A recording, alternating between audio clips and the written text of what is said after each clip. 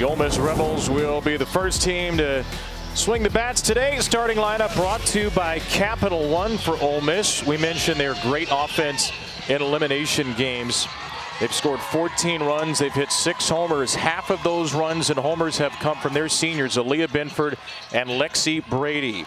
No surprise, Amanda, back-to-back days with a start for the All-American Lindsey Grind. Yeah, this has been the go-to starter for Oregon in the postseason, and oftentimes this year, this will be her 29th start of the season, just over a 2.0 ERA, transferring from Virginia Tech. She has the fierceness about her in the circle, Lindsey Grind does. Win or go home, Ole Miss, Oregon. Lindsey Grind to Jaden Pone with a first pitch a little too tall. It is 8:36 local on this Friday, May the 30th from Oklahoma City. Splendid, splendid night for some Elimination Day softball. 73 degrees at first pitch. A ground ball to short. There's the Gold Glover Paige Sinicki, and her throw gets away from Riley McCoy, who had not played the field the last couple of days after being hit in the face with a line drive. And Ole Miss gets a base runner. It just looked like a routine play for the Gold Glover at shortstop, who we talked about, but forces the throw on Riley McCoy over at first base. Not a great stretch. She could have stretched more toward right field a little bit more with that left leg as she stretched to catch it, but a great way to start this elimination game. You know nerves are flowing on both sides of the field right now. It's McCoy's second error of the year. And a base runner for Lair Boutte. It takes down and away. It's Aaron Peterson, the plate umpire today. Chad Steers at first, Marty Abzetian at second, Jim Bertuzzi at third.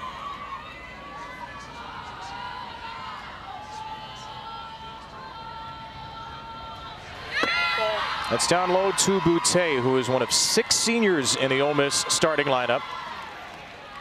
Yesterday, Ole Miss had just 2 hits in the 6th inning from the 8 and 9 spots, and no other base runners against the electric Nyjah Kennedy. Boutte takes another one down, and it's 3-0 from Lindsey Grind. And her freshman catcher, Emma Cox, just 5 pitches in, comes to the circle. Yeah, Lindsey Grind is going to be known for her rise ball. She likes to throw this pitch on multiple different levels, all the way from the knees up to the eyes. She can throw it on both sides of the plate, like we saw last night against UCLA. Backward rotation, then also mix in a drop ball that she's thrown more this year with working with Missy Lombardi, the head coach of the Oregon Ducks, and also the pitching coach. That rise ball she throws at 70% of the time, and hitters are only hitting 176 off of the rise. 96 pitches yesterday, 5+ innings, gave up 2 runs, 5 hits, walked and struck out 2 each in a 4-2 walk-off loss to UCLA. 3-1 for Boutte. Time. We'll wait. You know, if I was in an elimination game tonight, I would want to be the hitting first. I would want to be the visiting team and not the home team, because I would want an opportunity to come out fast and to put runs on the board early and put pressure on the other team. It's leveled out of play. It's 3-2. Well, Ole Miss again got nothing going until the 6th yesterday. Angelina De Leon and Taylor Malvin, the 8 and 9 hitters, were the only base runners. 0 for 18, 10 strikeouts for Jamie Traxel's top 7. But this is her lineup. It's the same lineup it was yesterday. It's been a very similar lineup throughout most of the postseason run, and she's sticking with her 9. 6 seniors, 2 freshmen, and a junior for Ole Miss. Swing and a miss, and now Pone gets hung up between the bases. Cox goes all the way to the circle, and Pone is safe. There was obstruction called on Sinicki anyway, so it's a strikeout, and then bizarrely Pone makes it to second. Look at this pitch by Lindsey Grind. This is her rise ball, her bread and butter. She goes inside to Boutte to be able to get her a rise ball through the zone. And then Emma Cox catches Pone out in no man's land, but they still can't get her out. They let her trickle back to second base. Way too many steps and then threw too late, but there was going to be obstruction on Sinicki anyway, and she would have been able to get to second. Somehow Pone got left out to dry in between first and second and still makes it into scoring position, which is why right now Oregon's going to come together together and talk about what just happened, get on the same page, understanding in an elimination game how important it is to keep the visiting team in the first inning off the board.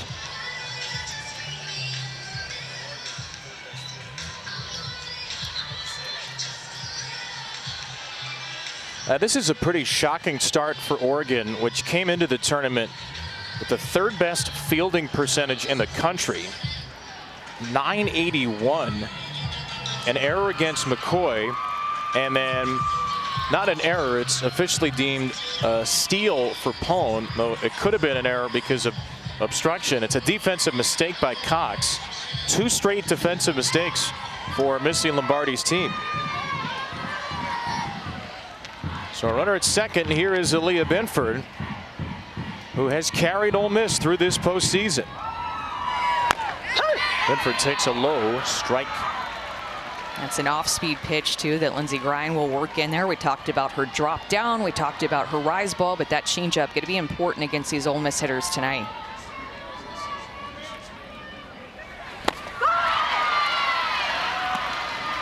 Lindsey Grine so adept at working at different levels.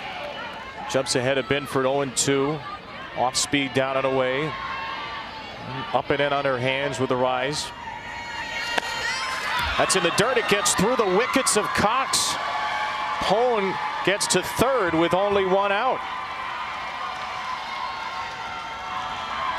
It's going to go down as a wild pitch through the wickets of Emma Cox right under her glove. Just something a little bit off here with the Oregon defense to start this game. 20th wild pitch of the year by Grine. Certainly looked blockable for Cox, though. 1-2 is up and away.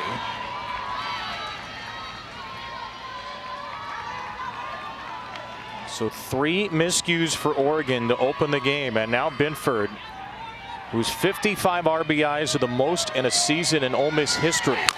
And she hits one right to Sinicki at short. A low riser for the second out. So Grine is 2/3 of the way there, as she'll get the freshman Percy Yamas looking for his her first hit on the World Series stage after an 0-for-3 yesterday. Percy Yamas is in the middle of a really, really special freshman year. A great day for a duck roast, they're saying in the Ole Miss fans section, the always animated Rebels fans. Percy Yamas, the all-SEC freshman with 3 home runs here in the tournament. Takes one in the dirt, and that one stopped nicely by Cox. And this year I've been really impressed with Percy Yamas and just her calmness at the plate for a freshman. It just doesn't even look like she has a heartbeat when she steps into the box. And Yamas elevates this ball to left center. No heartbeat, cool as a cucumber. She delivers the first run of the World Series ever for Ole Miss. Finley Trexel's loving it. Paws in the air, fists in the air for the Ole Miss fans, and they strike early. And Percy Yamas says she just sees ball and hits ball. Goes up and gets the rise ball, just wants to be able to react, and she reacts to up, gets her barrel there, and drives in the first run of this game. Percy Yamas, my goodness, she has been so clutch in the postseason.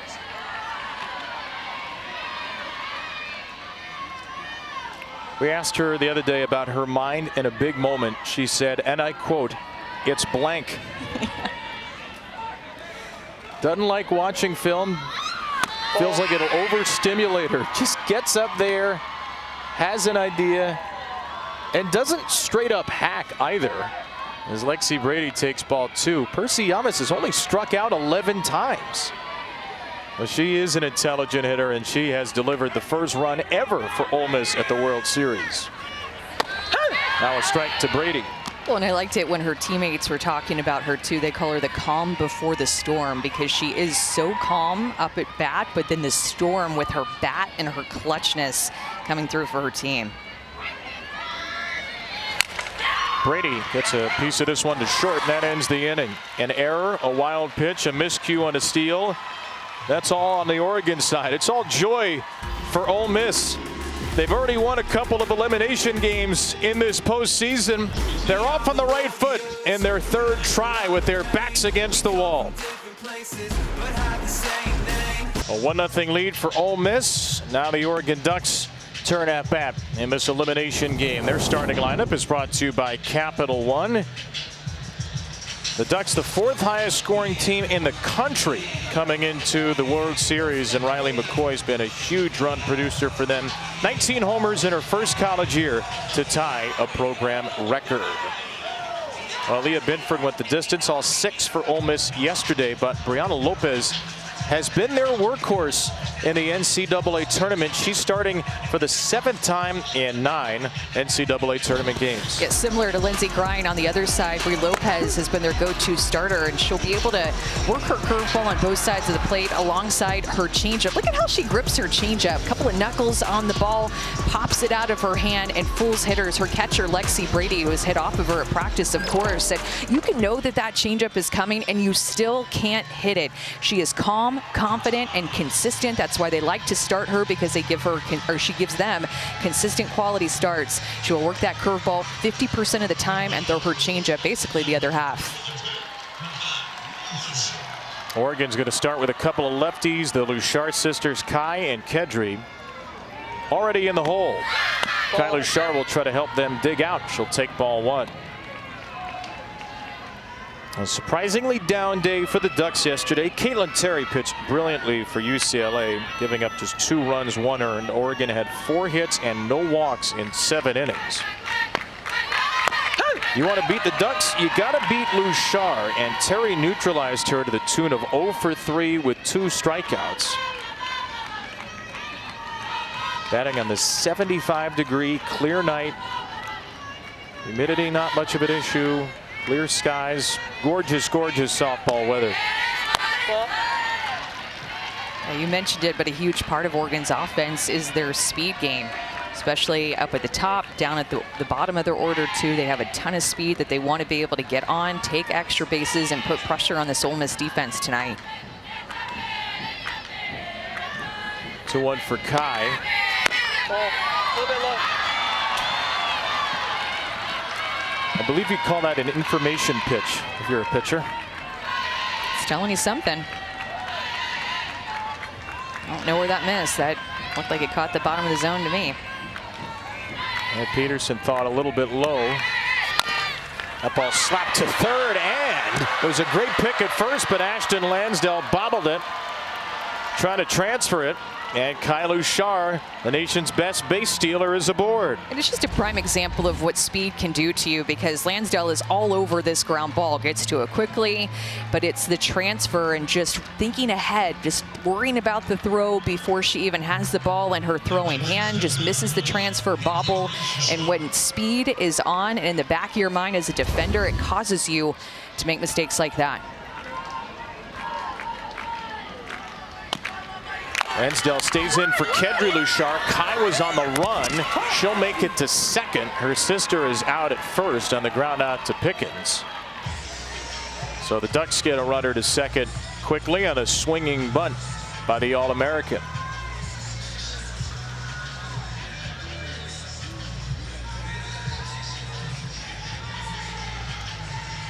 Well, here's Riley McCoy, who's trying to make up for that missed catch error in the first inning. 2 strikeouts, 0 for 3 in her World Series debut yesterday.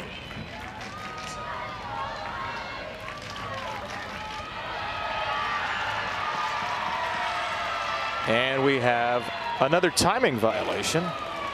Illegal pitch, 1-0 count. I believe that's our 3rd timing violation of the World Series. 22nd pitch clock.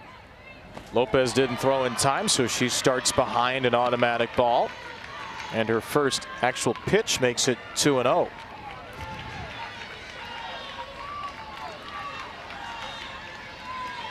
Freshman McCoy has burst onto the scene in Eugene. Had a great tournament as well. Couple of homers. There's an off-speed strike 1. Well, a big shift is on her with Mackenzie Pickens, the second baseman, playing more toward the shortstop side, right next to her actual shortstop, Angelina De Leon. And then Percy Amas pulled off of the first base bag in between first and second. Big pull shift on McCoy, who has a lot of center field power. Looking at her spray chart, she's hit a ton of home runs this year. Most of them have been toward the middle of the field, a couple toward right field, and several toward the pull side. But this is a freshman who can drop bombs like nobody's business. I mean, the way that she has stepped up as a freshman with hard work, dedication to this team has been something special to watch. They weren't sure if and when she'd return to the lineup this postseason. Super Regional finale against Stanford. McCoy was hit in the face with a line drive. Left that game, missed game one of the Super Regional, but returned for the game 2 win. A 3-2 for her here. And McCoy waits back on that changeup. Popped up to Yamas in foul ground. Kylu Shar's going to go to third on a foul pop out to first. And the Ducks have a runner there, but Ole Miss has the first 2 outs. Well, because of the shift, Yamas had to track that down and cover almost the same amount of ground as like an outfielder, because she was in between first and second, and then also had to avoid the first base umpire down the line. So look at her drop step, track this down, feel the umpire there, and know that, okay, she's got a lot of speed. I'm not going to make that unnecessary throw. It's a good call by the freshman. Now Jamie Traxel's out before a pitch to Paige Sinicki. The Ole Miss head coach has taken Ole Miss to the World Series for the first time. She took Minnesota to the World Series for the first time in 2019.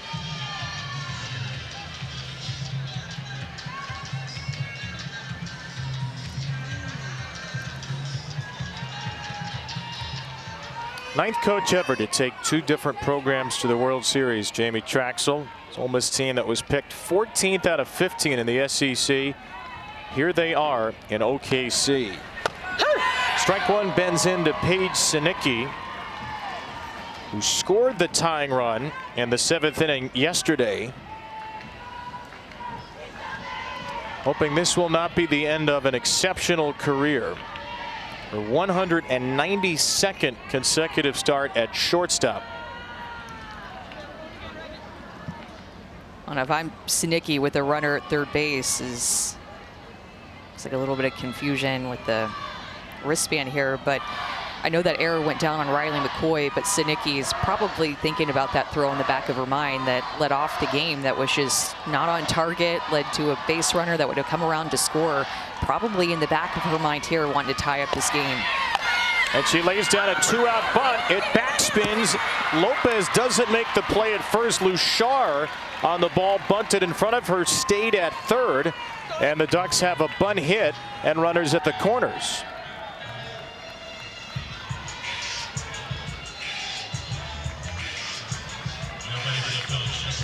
Right read there, do you think, by Luchar at third? Yeah, definitely. Especially with somebody like Des Patman coming up, not wanting to run into an out, catching the corners off guard, playing back against Sinicki. Let's see if Oregon puts Sinicki in motion with a couple of great base stealers on. She is going, and Lexi Brady wisely will just stick it in her pocket. Paige Sinicki has her 31st steal of the year and Oregon's 173rd.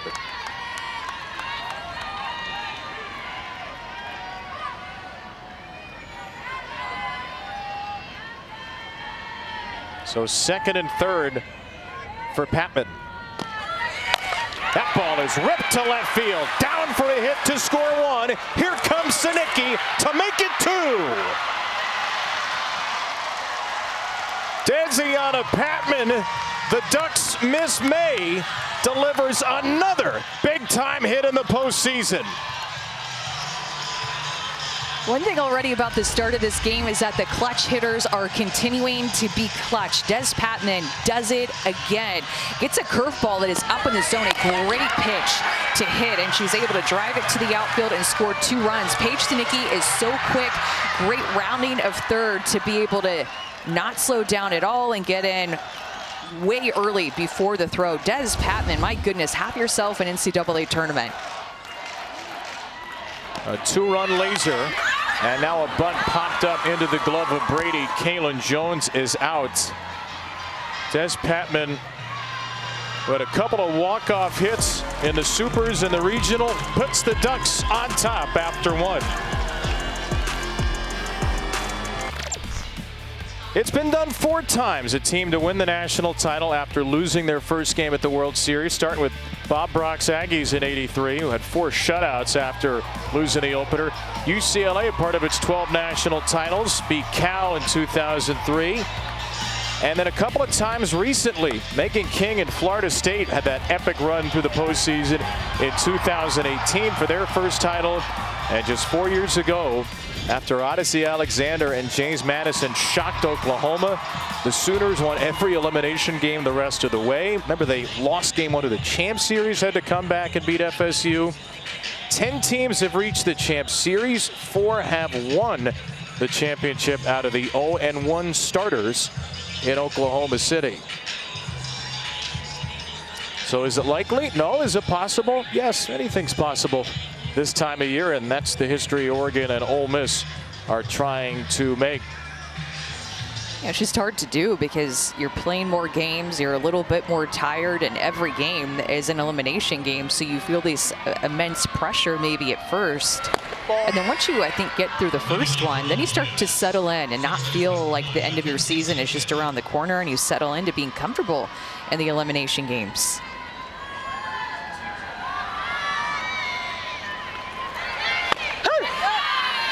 Strike from Lindsey Grind and Mackenzie Pickens. And hey, these are a couple of teams that are already comfortable in elimination games. They've had to play multiple such games to get here. Swing and a miss by Pickens, 1 and 2. Oregon's already won 3 elimination games, all in the regional round. Had to beat Stanford twice on Super Regional Sunday after losing to Stanford on, I should say, Regional Sunday. And something's got to give here because we mentioned Oregon in the open. They're 8-0 after a loss. Ole Miss all time after being shut out in the tournament, 5-0. So somebody's going to make the wrong kind of history tonight. This game can't end at a tie, right? Like somebody has to lose, right? As far as I know, I haven't consulted the official rulebook on ties yet. I've been too busy looking at the section on runners lifting their foot off the base when they try to steal. And what happens when the lights go out? That's also the next page of the rulebook. It's weird how they're next to each other. I believe there does have to be a winner, yes. Popped up by Pickens. McCoy waving off. Second baseman Jones makes the catch.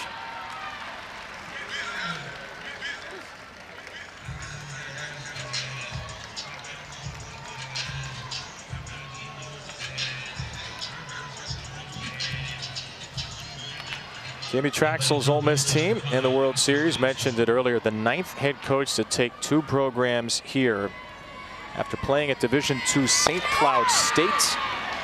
Made her way through the coaching ranks. North Dakota State, co-head coach there for 6 years. 1 at Iowa State, 3 at Minnesota, and now her 5th at Ole Miss.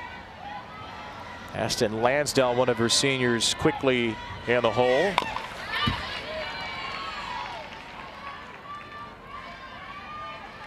Lansdale, the former college baseball player who's in her first year at Ole Miss. Played a year of junior college baseball. Georgia Highlands College.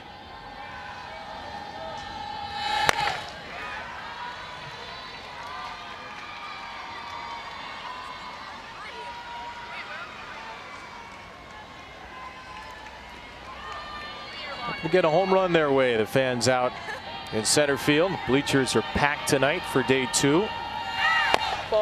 2-2 for Lansdale. That's a great take too, right there, with how many times Ole Miss is swinging at this rise ball and swinging underneath it. Lindsey Grind is really locating that pitch lower in the zone.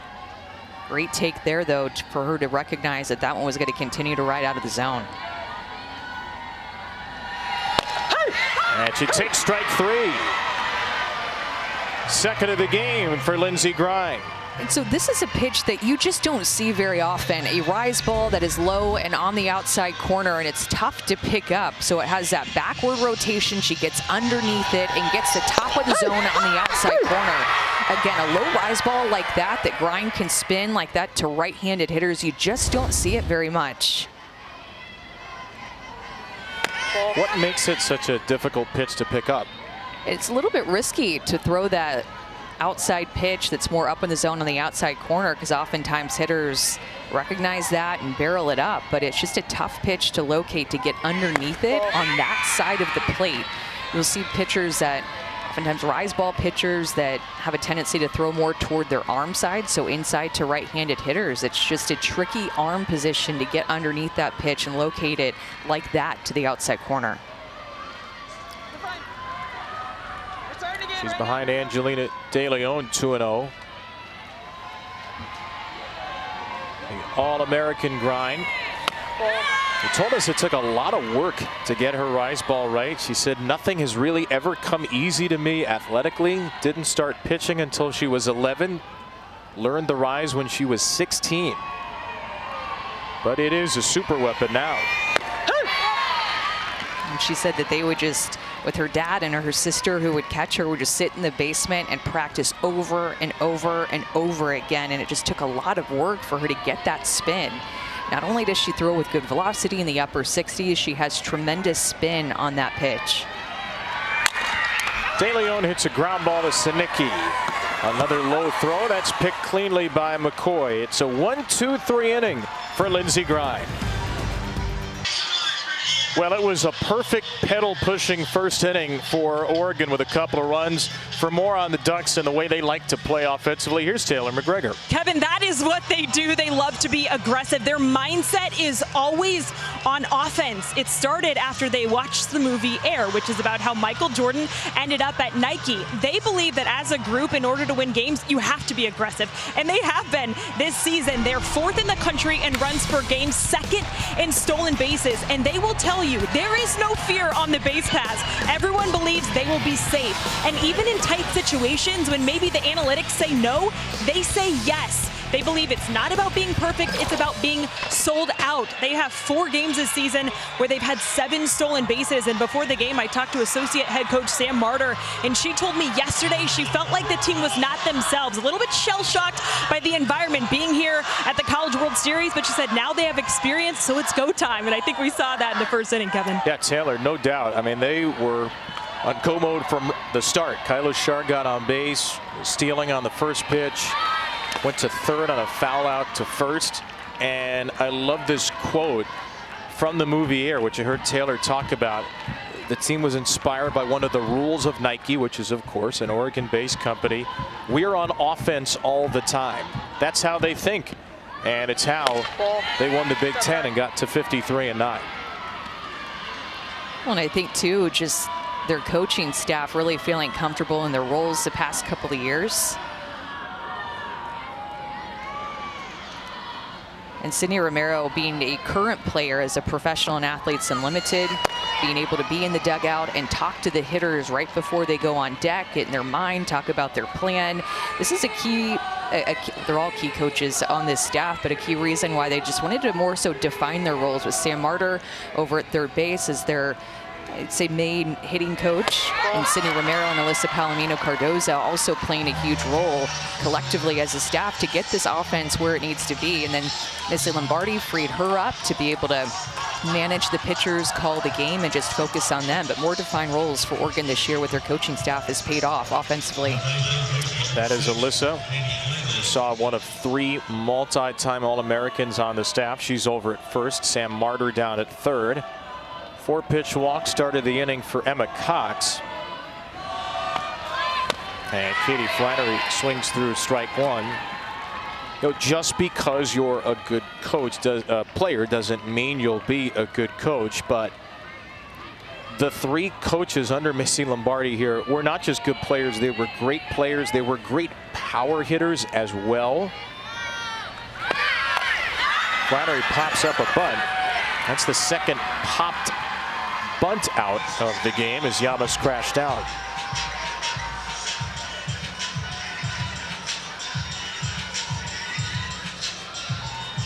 So one away for Ayanna Shaw. In these bunt situations, Brie Lopez has done a really good job of spinning the ball more up in the zone, known more for her curveball and her changeup. But Nancy Evans, talk about the coaching staff for Oregon, but the coaching staff for Ole Miss with their pitching coach, Nancy Evans, a great pitch caller. So in those bunt situations, she's getting Brie Lopez to spin the ball a little bit more up in the zone. It creates those more pop-up bunts. That was a big out for Brie Lopez to help herself out, execute that pitch, and not let Oregon advance the runner to second base. Just saw another failed bunt attempt from Shaw. Did not start yesterday. Swings away here, out to left center. Taylor Malvin retires her. What is the best way for an offense that hits for power but has a lot of bunters? What is the best way to attack a pitcher who's going to be more of an up spinner? Yeah, when you're bunting against them, you start your bunt and your barrel at a certain height, and as soon as you see that the ball is coming out of the hand at anything higher than where your barrel starts, you want to be able to pull back or have an understanding, okay, if it starts here, it's likely going to ride out of the zone. You don't want to go for those pitches that are up in the zone in a bunt situation, knowing you could easily pop it up and just not be a productive out. And that's something that Oregon did so well, is have productive outs in the first inning to be able to advance their base runners, and a large reason why they scored those 2 runs. Bouchard scored the first of the 2.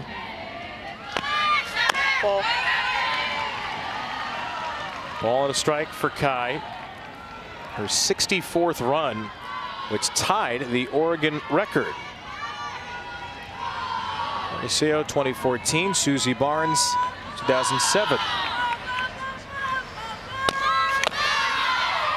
Foul tip, strike 2.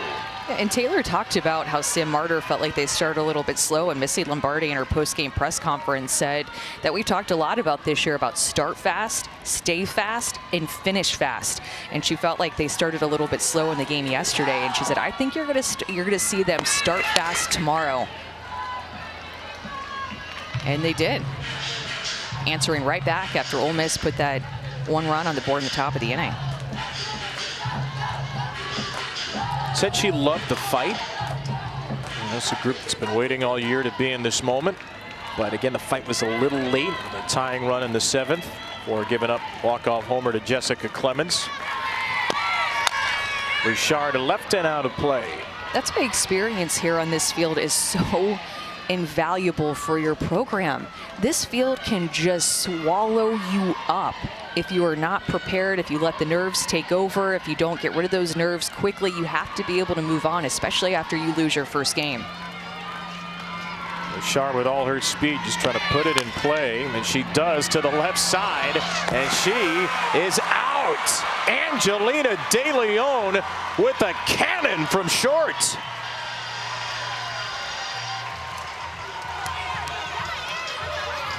This is a player that she just got out that has 59 stolen bases.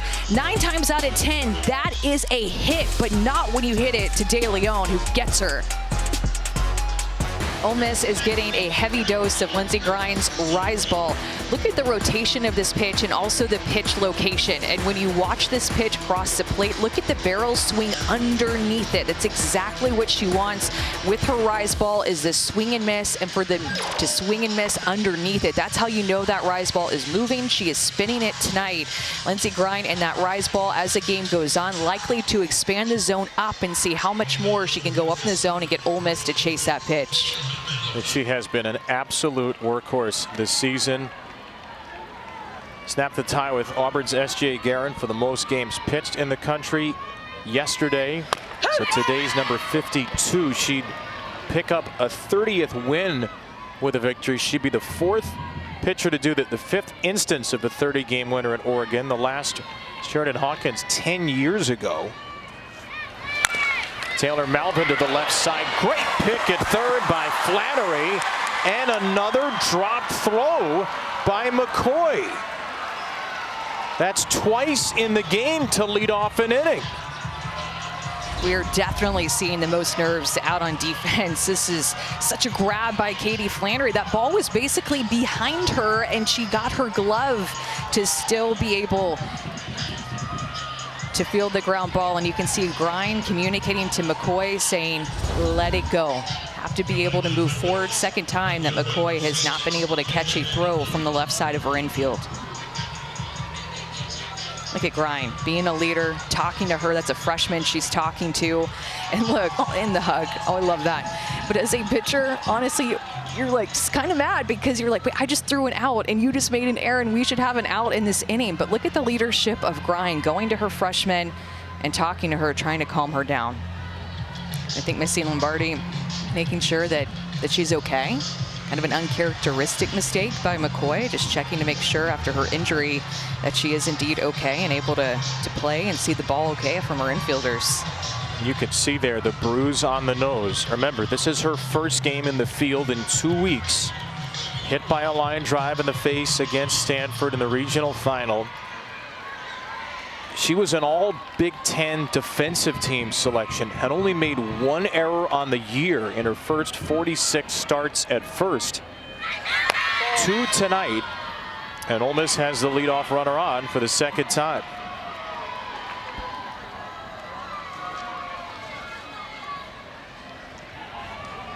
Pone was the first base runner to reach on an error. And Pone drops down a bunt. Flannery from a knee. Not in time to first. That's a bunt base hit for the all-SEC left fielder. And the Rebels have the first 2 on. We talked about bunting off of Brie Lopez and her going more up in the zone, trying to get the pop-up. And Lindsey Grind, a rise ball pitcher, and Pone able to get the top of the ball to put it down. And then use her speed to get down the line. Kind of a push bunt, too. Flannery is so quick over at third base, but you could see from that side angle that Pone, knowing that Flannery was going to charge hard in a bunt situation, tried to push it past her, and Flannery still got it. Made a really athletic play to field it through on her knees. Ruling on the field was the runner was safe at first base. Oregon is challenging that ruling. The previous play is under further review. Marty Abzishin informing us it's the first Oregon challenge. Teams have 2 challenges per game. Starting in the 6th inning, you can call for a crew chief review. See if Missy has a case.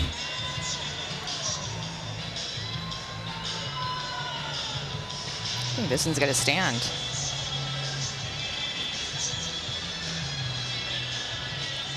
It's Jones, the second baseman, covering. And that's not enough to overturn, I'm fairly certain. Yeah, I think that this one will stay as is, personally.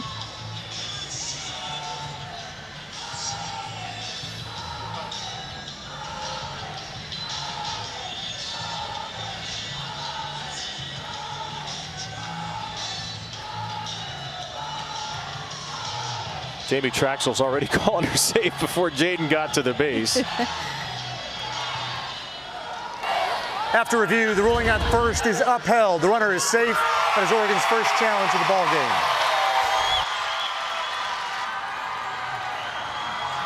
So Malvin, the 9-hitter, and Pone, the leadoff hitter, are on. And they're going hair-spinning mad in the Ole Miss dugout with a 3rd inning rally on a couple of balls on the ground to third. And again, Pone was reading how hard Katie Flannery, the third baseman, has been charging. Look at her pull her barrel back and then push through it as well, trying to get that bunt more past Flannery and put it in a perfect position in between Grind and Flannery. Great barrel control by Jaden Pone to put that ball exactly where she wanted to, get the top half of the ball and put pressure on Oregon's defense to make a play. Missy Lombardi is making a mid-inning defensive substitution. Stephanie Maake, who started at first base yesterday, is coming in for Riley McCoy. And Des Patman, who was the designated player, goes out to right. So that knocks Ayanna Shaw out of the game for the time being. And Riley McCoy will go to the designated player spot.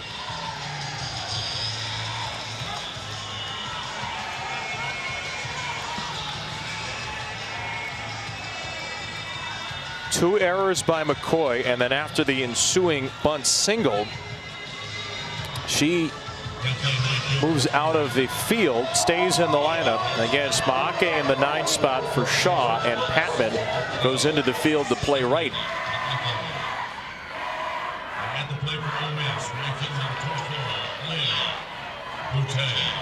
So here's Lair Boutte. Will it be another bunt situation? It will.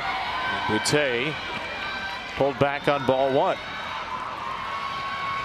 First pitch balls now to 9 out of 11 hitters by Lindsey Grine.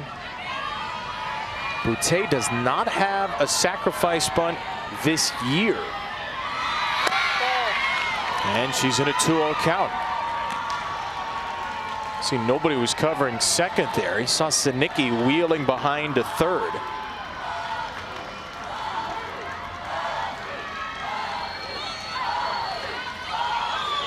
Malvin and Pone, very good runners. Boutte takes a strike. Throw through from Cox is a little late.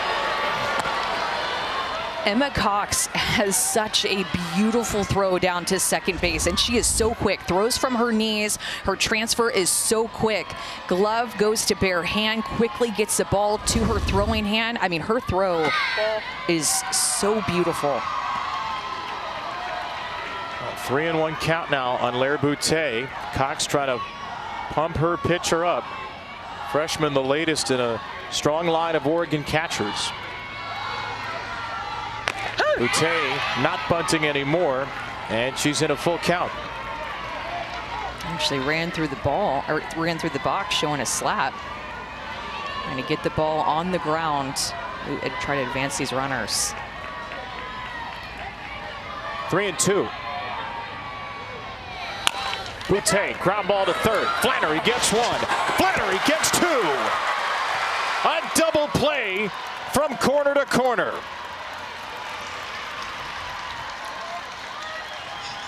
Flannery has been tested in this inning over and over again, and now she gets to turn a double play, hit right to her, touch 3, throw all the way across the diamond, plenty of time. That is a major out when Ole Miss has been putting pressure on this defense. They needed those 2 outs. What a turn in this inning. Pone the only runner now at second, and here's Aaliyah Binford, their RBI leader. Binford pops the first pitch out of play. That's why that bunt attempt was going to be so important, to be able to advance those runners 60 feet. Instead, it turns into a double play. No execution on that. Not a productive out. Binford left center. A rising liner right to Kedri Lushar. A wild third inning had Oregon on the ropes, but the Ducks wriggle free. They've got a 2-1 lead on a winner go home Friday night. This Oregon team's been fueled by 2 senior sisters, Kai Lushar, a little bit older, then Kedri Lushar, who's batting now. They've had amazing seasons, and look, they were made for this moment. They were athletes their whole life, always in competition, Kai and Kedri. Some wonderful pictures of those two growing up. They would do everything. They'd be running up hills. They'd play softball. They'd ride their bikes through muddy rivers. These are the children of some rodeo parents. They're in a rodeo family. They caught the bug. Mom Judy and Dad Steve, there they are hanging out in one of the trailers. A whole lot of memorable road trips for Kedri and Kai Lushar as kids who just loved being together, loved competing, and now love that they get to play together on softball's biggest stage. And Steve, their dad, is a big reason why they're so competitive. He challenged them as young kids. They would get 5 cents if they made an out in a game. He also would have them throw into a bucket. If they made that, it was $1. And then the best one was they had to race up a hill. If they finished in under 2 minutes, they got a trampoline. And of course we asked, and they both blurted out, of course we got the trampoline. Yeah, no doubt that they were going to get the trampoline. They're the Lushar sisters. What can't they do? Kedri batting against Brie Lopez now. Also told us one time she made a half-court shot and got $100. So sometimes it was a nickel, Sometimes it was a quarter, and sometimes it was a half-court shot for a whole lot of nickels. Well, I'll tell you what, they got all these different instances of being competitive and something on the line, wanting to earn it, wanting to get it. I mean, how cute is this picture? And all the pictures that they sent in, I absolutely love them. But these are sisters who grew up calf roping, barrel racing, team roping, ribbon running. I don't even know what ribbon running is, but they did it. And all these different athletic things that turn them into the athletes and the competitors that they are here at the World Series. And Kendry Louchard's journey has continued at Oregon. She's just burst onto the scene out of nowhere this year. An All-American after really being a part-time player her first 3 years. Kendry only started 32 games her first 3 seasons. She started 59 this year, hitting .443. As she lofts a ball high into right center for Lair Boutet. So Brie Lopez has the leadoff out in the third against this very dangerous portion of the Duck lineup. Riley McCoy staying in the game even though she was taken out of the field. See her taking a deep breath in a game where she's committed 2 missed catch errors at first.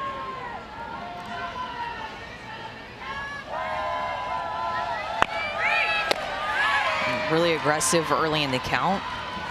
This is a hitter who has really worked to get everything that she's gotten. She wasn't a starter in travel ball with Mike Stith's Batbusters team. We've heard a lot about them. A lot of players end up here at the World Series. Mike Stith, one of the best travel ball coaches in the country, and that Batbuster organization. And so she wanted to come in and prove what she can do and put in the hard work. She has been so coachable, Sam Marder told us. Always there, always working on her craft.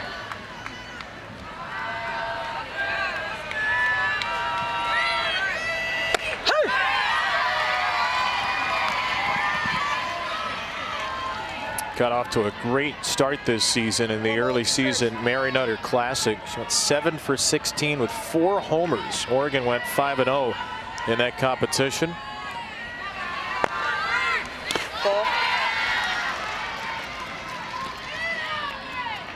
Two and 2 from Brie Lopez here.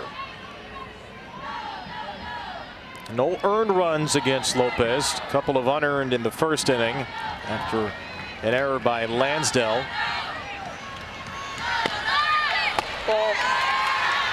McCoy runs it full. 19 homers, tied an Oregon record. Second best slugging percentage in a season in Duck history. A 3-2. Ball is outside. Riley McCoy with their 19th walk of the year. And the Ducks have their second of the game.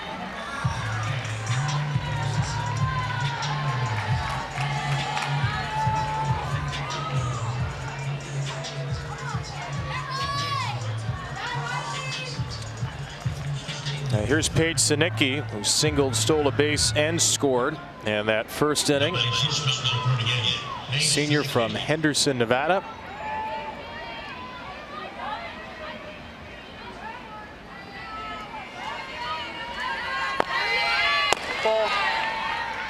Missy Lombardi told us how Paige is now is exactly how Paige was as a freshman. She's been calling athletes up to the standard since she was a freshman. There are some of her career accolades.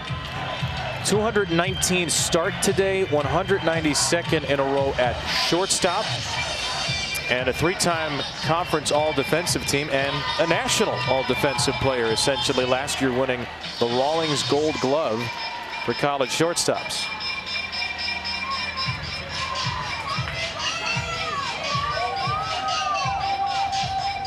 When she was in 8th grade, she would travel to play with the Corona Angels with Marty Tyson. You mentioned they're from Henderson, Nevada, and she wanted to be able to compete at a higher level. So her family decided that in order to get better, she needed to play with the best. So every Friday, she would travel down I-15 South to make hitting lessons at night. And then on Saturday and Sunday, put in practice or play games. And she would be traveling 3 hours one way. make a road trip just to be able to play competitive softball. That's the dedication that Paige Sinicki has had from a young age. Scored the tying run last night and the go-ahead run in the first inning in this elimination game today.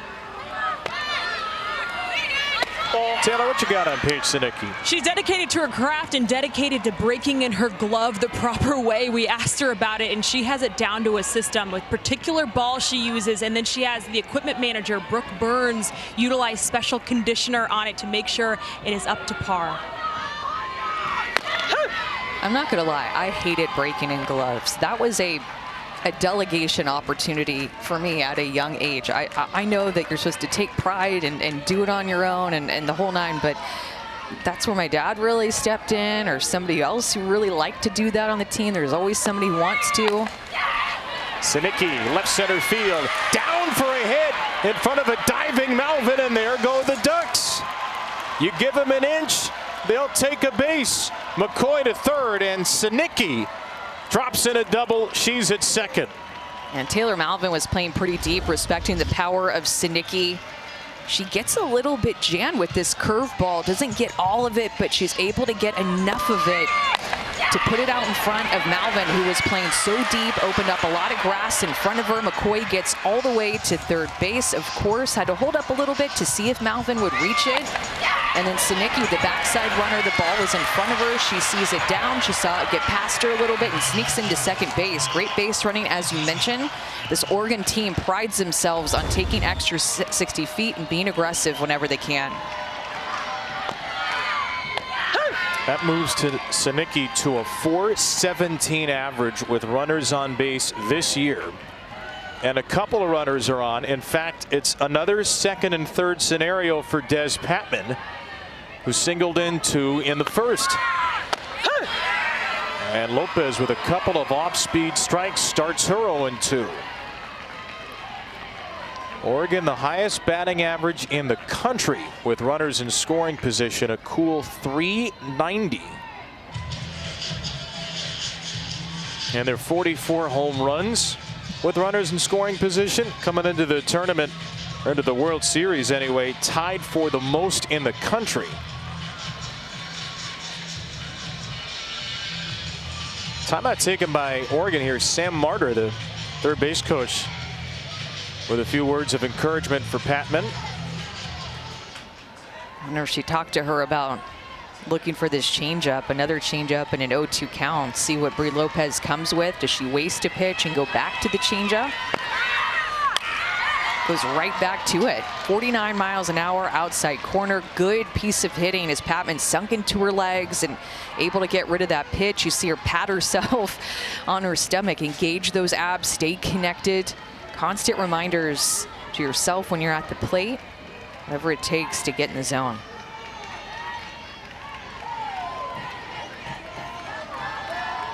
The senior from Riverside, California, with an 0-2 hole way upstairs. Lost the handle, Brie Lopez did, on ball one. She's been in all kinds of big spots for Ole Miss the last couple of years. Transfer from Hawaii in her World Series debut. Patman swings through another changeup, a major strikeout for Lopez. This pitch is nasty. She continued to change speeds all throughout this at bat. Went to her off-speed curveball. That is a different spin coming out of her hand than her changeup. Way out in front of that pitch, not expecting her to continue to change speeds time and time again in that AB. And then a pop-up from Kaylin Jones. What a job by Brie Lopez. Second and third, one out. Escapes with nothing. One-run game into the fourth. Here with Ole Miss head coach Jamie Traxel, what have you thought about your team's approach against Grind so far? Yeah, I've liked it. I think we put some good hard hit balls in play. They've made a couple of mistakes that we're trying to capitalize on, but I like our balance. We're having the right conversations in the dugout. What was the key for Brie Lopez to get out of the inning there with runners on second and third? Just attack the zone. You know, I think she's got to work ahead a little bit more than she's doing. She's had some big pitches and big moments to be able to put some balls to get some outs, but she's got to work ahead a little bit more and attack the zone. Thank you, Coach. Kevin? Taylor, thank you, and what a third inning escape that was for Brie Lopez. Yes, and especially going up against Des Patman with the strikeout, the off-speed curveball, who had 2 RBIs off of her in the at-bat prior to that, and then getting Kaylin Jones an easy pop-up on the first pitch to Lansdale. Something that Jamie Traxel had said about Brie Lopez earlier, she is like the water that you can skip a rock across 10 times. That is how calm, cool, and collected that Brie Lopez is in the circle in those big moments. Hasn't given up an earned run today, keeps her team within 1 in this elimination game. And the middle of the order coming up, Percy Yamas. First pitch swinging over to short. Sinicki boots the backhand, and that is a Blue Moon event. The reigning Gold Glover in the nation with just her 8th error at short this year. Oh, it's called a hit for Yamas, beg your pardon. I think that this should be an error. Tries to go down to her backhand, but just can't clean it fieldly. We have seen a case of the bobbles on both infields tonight. Actually, it is going to get changed to an error, as it should.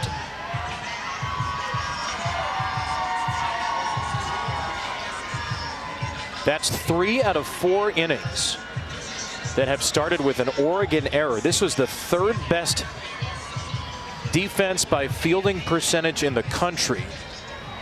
Came into the game with 29 errors in 62 games, and they've already made 3.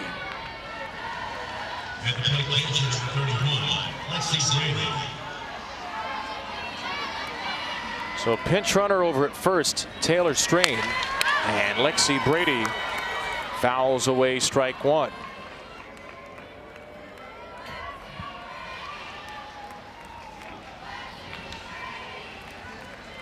Big moment here for one of the big batters in Ole Miss history.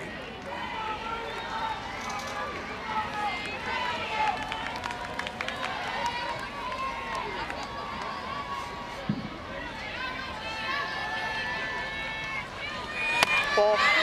Takes ball 1.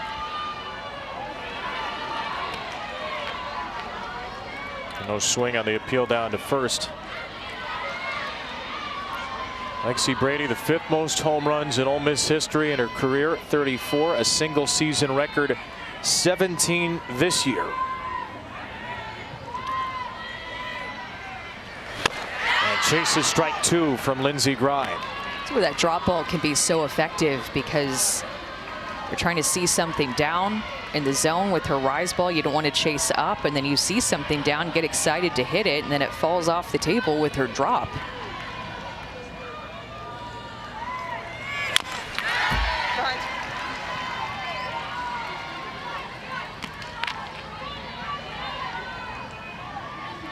One and 2 for Brady. Was originally committed to Jamie Traxel at Minnesota back in 2019. Decided to follow her down to Oxford instead, all the way from Sioux Falls, South Dakota. Chases strike 3, and a strikeout for Grine is her 3rd. So Lindsey Grine really works her low rise ball outside to Lexi Brady in this pitch sequence. She starts her out outside with the low rise and gets her to chase that pitch, goes back to it, doesn't get the call, and then decides to go down the zone with her drop ball a couple of times, then back up to the outside rise ball. The same way that she started that sequence, she ended it for the K. In the dirt to Mackenzie Pickens. That skips away, and the pinch runner Strain takes second on Grine's second wild pitch.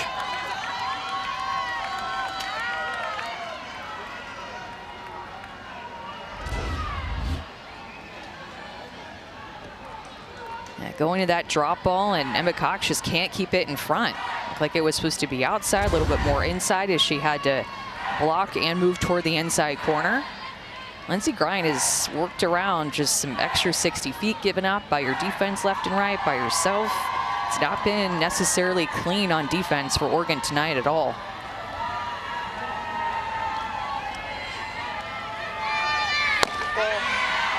That was her 8th wild pitch of the NCAA tournament alone.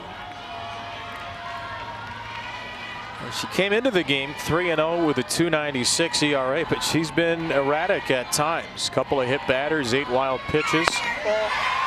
And now 3-0 to the freshman Mackenzie Pickens.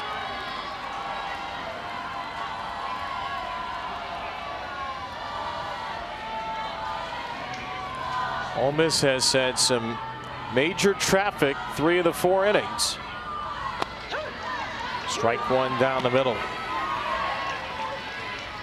Likely going to continue to go to that rise ball to get back into the count, and Pickens has to keep her barrel above it, and a hitter's count expects something up. Ball, it's inside. She got something in. Good patient plate appearance by the freshman Pickens. And Ole Miss has 2 runners on for the 2nd straight inning.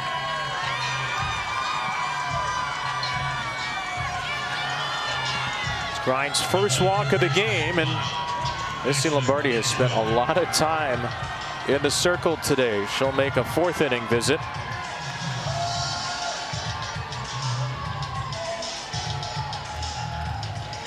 Just that constant reassurance of seeing your head coach and your pitching coach come out with this smile and say, "You're good, you're good." It's what you want to hear as a pitcher. You never get tired of hearing it, no matter the moment or the situation. Never? It doesn't ever get old? Never gets old.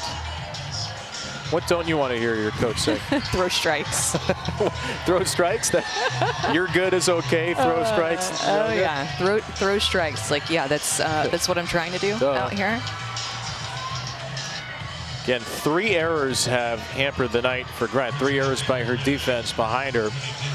And here's a pinch hitter for Ole Miss. It'll be Taylor Roman. Roman just a 294 on base percentage, but 7 of her 12 hits have gone for extra bases. She bats for Ashton Lansdale. 2 on, 1 out. Roman taking a first pitch strike. And they've liked her at bats in the NCAA tournament with bringing her in. Pinch hitting this season, 2 for 12, had a home run in regionals, been putting her into these types of situations, hoping that pop off her bat and she can come through. Ball.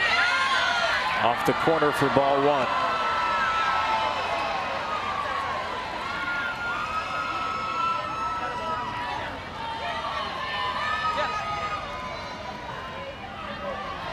Transfer from Louisiana. Strain and Pickens are the runners. Roman, big swing, got it off the end of the barrel to left.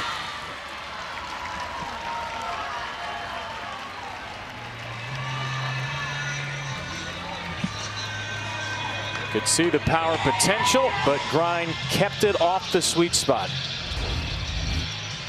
A little bit out in front of it, and good swing just underneath it off the end of the bat. You saw the vibration of that barrel all the way down to her hand. Angelina De Leon now. Ball.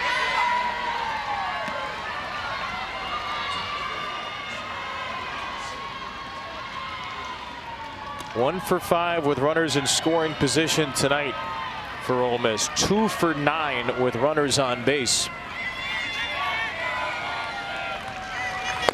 De Leon rips right through a rise. Just continuing to throw that rise ball through the zone. That pitch is spinning well. She's getting continued swings and misses off of it. It's been tough to barrel up. Remember, off of the rise ball, opponents hitting just 176. One of the 6 seniors in the Ole Miss lineup. Ready for a 1-1. Checks her swing. That ball hit her. That's a dead ball. It's 1-2. I just love the way that Grine is spinning her rise ball, working it outside at the knees, about mid-thigh height, and then being able to bring that pitch up and in on the hands. I think, okay, I'm going to see a rise ball outside, and then she brings it right back in to brush you off of the plate. Grine a strike away from escaping this 4th inning jam. Went off speed, off the glove of Cox. Runners hold.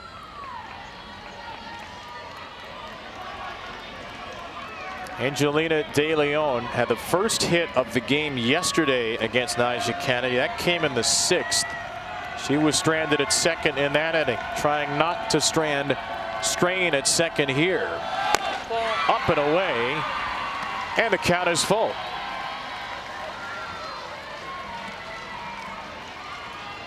If you're De Leon, what are you looking here? Outside rise ball. That's what she's been going to against these right-handed hitters.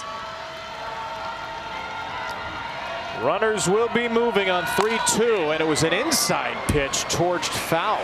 They got a lot of plate too. That was down the heart of the plate, and you see the swing that Leon put on it, or De Leon put on it. Of course, she's trying to protect with 2 strikes anyway, but that was a meaty pitch that she just was out in front of.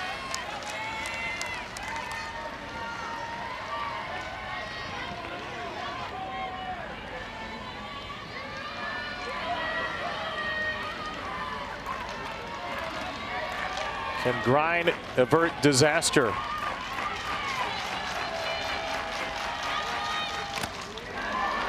Fouled away, not caught by Cox.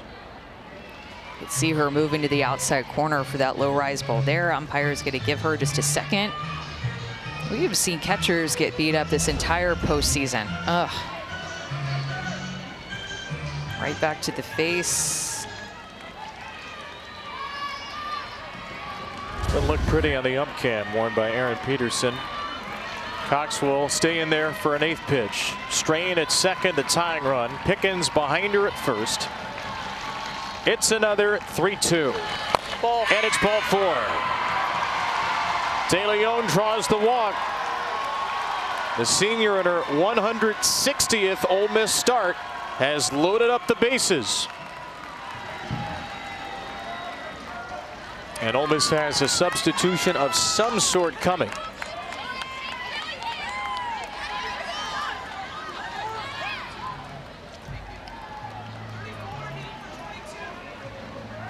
Taylor Malvin's spot is due up. And it's not going to be Taylor Malvin.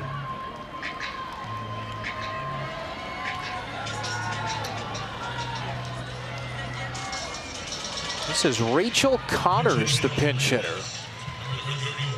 What a big spot this is for a freshman who's only come to the plate 17 times this year.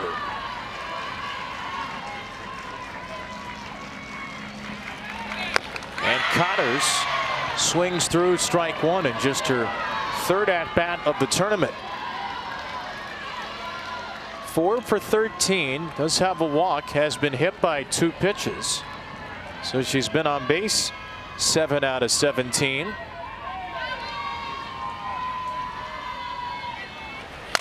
And Connors fouls away strike 2. And look at Grine go right at her too. Pinch hitter, bases loaded, lead off on deck. I mean, this is a pitcher who is going to attack this hitter, knows exactly what's at stake, going right at her with Connors not seeing her yet in this game. Strain, Pickens, and De Leon the runners. It's an 0-2 for the freshman pinch hitter.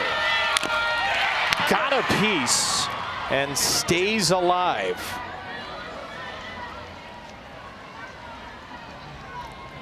And Cox took another foul tip uncomfortably.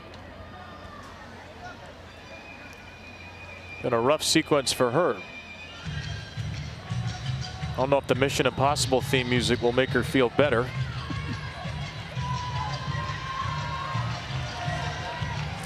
And she'll choose to accept a return behind the plate as the Oregon team and the umpires give her a moment to recalibrate.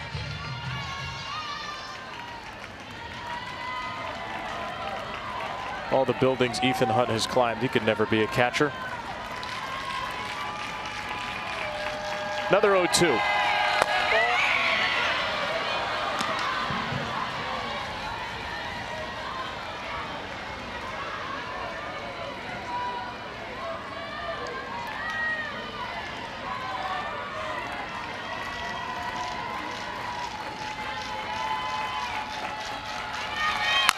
Connors, a slow ground ball to second. Grind gets out of it. A great escape to strand 3 Ole Miss runners in the 4th. Oregon leads 2-1 as we go to the bottom of the 4th here in Oklahoma City, joined by Oregon head coach Missy Lombardi. What did you tell Lindsey Grind when you visited her on the mound that last half inning? That I love what she's doing. She's got a great defense behind her. Like, stay with what you're doing and finish it. You mentioned great defense. You guys have been good all year. What do you attribute the errors to early? You know, sometimes it happens, but what I love how this team knows how to reset and know that another one's going to come, and that was huge right there to get out of it. Thank you, Coach. Okay, thanks. Kevin? And Missy Lombardi's Ducks, despite 3 errors, have the lead. Taylor, they came into this tournament the 3rd best fielding percentage in Division I, and they've mostly worked around those errors. Only the 1 unearned run. Look, this is an Oregon team, Amanda. Maybe not as high a caliber competition as some teams in the tournament. Big Ten was not bad this year, but not the same level the Pac-12 used to be typically. But they go 19-3, and they're the only team in the nation in the top 10 in runs per game, in ERA, and in fielding percentage. Yeah, and earning that top 16 seed was huge. Whenever the bracket came out, you're always wondering who's going to get the 8 seed, who's going to get the last top national seed, and Oregon grabbed it as a 16th seed and was able to host. And then with A&M losing, they got to host a super regional. So having that home field advantage to help them get here for the first time in several years. Emma Cox grounds the ball foul against Bree Lopez. Oregon is the 3rd 16 seed to make it here. 20th year of the top 16 seeds, the super regional format. Hawaii was the first to do it in 2010, and then Georgia in 2016. Both of those 16 seeds won day 1 and lost the next 2. Oregon, after losing day 1, is trying to make it to Sunday with a win here. The 5th most wins ever in a season, 3 shy of the record, 56 wins under Mike White in 2014. And of course, we'll see Mike White's Texas team tomorrow afternoon. Well, and Oregon had to travel for regionals last year to Oklahoma, and Paige Sinicki said she remembered leaving Oklahoma last year and saying, there is no way I'm going to leave college without ever hosting a regional. Jammed into center, and that's caught by Pickens down to a knee. Well, the Women's College World Series Finals, where these teams are trying to get, begins Wednesday. For more information, go to ncaa.com, your home for all 90 NCAA championships. Unhealthier the better, the nachos here. Yeah, a little sauce, a little seasoning. Maybe some bacon bits on there. Definitely bacon bits on there. Although if that sauce or was it cheese, I don't know what it was, but it looked a little light. Seemed like that amount of chips needed a little bit more sauce on it. Do you think that the customer at the stand said light cheese? Probably not, because I don't think anyone's ever used the phrase light cheese when ordering ballpark nachos. 1-0 for Katie Flannery. By the way, you mentioned Oregon lost at Oklahoma last year. If they win tonight, they'll play the loser of the Texas-Oklahoma game on Sunday, which means it's either Missy Lombardi against Oklahoma, her old team, team that knocked them out, or it's Oregon against their former head coach Mike White. Either way, you want drama, we'll have drama if Oregon pulls it off on Sunday night against a familiar foe. Ole Miss and Bree Lopez trying to spoil that, set up an all-SEC game. Ripped into left by Flannery, but right at Jaden Poe. I mean, Bree Lopez just keeps trucking along against these hitters. back against the wall last inning, runners at second and third, less than 2 outs, found a way to get out of it, and then continuing that momentum with 2 outs and with two runners in scoring position into this inning in the fourth. It's really pitched well after struggling in the Super Regional against Arkansas. Gave up 9 earned runs in 9 innings, starting all 3 of the games.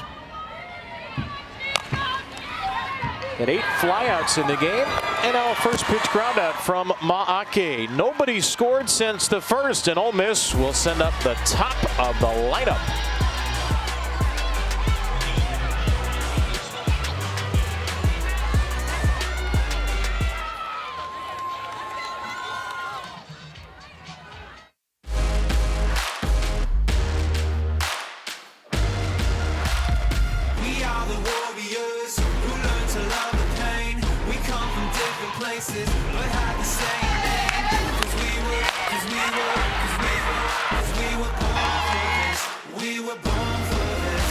The greatest party in softball, the Women's College World Series for the 43rd time.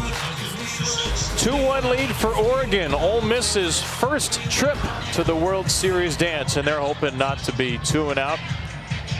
Both teams scoring in the first inning because of some defensive mistakes. No earned runs in the game. And Lindsey Grind going to face the top of the order for a 3rd time. And she hits Jaden Pone to lead off the 5th inning. So for the 4th time in 5 innings, Ole Miss has the leadoff batter on. Here's so many of these coaches talk about the importance of getting that leadoff hitter on and just creating momentum early in the inning for your offense. And now it's going to come down to execution for Ole Miss. Missy Lombardi's already used a challenge. Wonder if she's going to ask for one on this hit by pitch. And talking to the umpire about where this pitch hit Pone, if her elbow was in the river.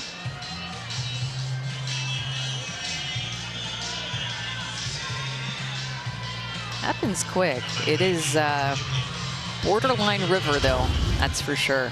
Can you, for our new softball viewers, define the river? Yeah, the river, in the area in between the plate and the chalk line of the batter's box. So it's close, but Missy Lombardi chooses not to use a challenge. There's Boutte looking for her first sack bunt of the year. She'll get it. Tried for one in the 3rd. Ended up not getting the bunt down, grounding into a double play. Here, she advances the tying run to 2nd. She's limping off the field. Remember, she had an opportunity, too, in her last at-bat to put down a sack bunt and didn't do it. Hit into a double play, so wasting no time. First pitch she sees, gets that bunt down. Good execution.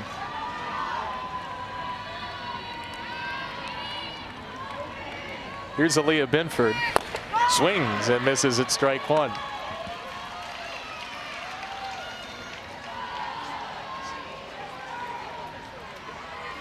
Binford, great start yesterday. 6 innings of an unearned run. She's 0 for 5 at the plate. She's hit the ball hard a couple of times, though. She has, and it's because when she swings hard. She does not hold back. She goes all in. Has made some hard contact here. Nothing to show for it. 0-1 pitch.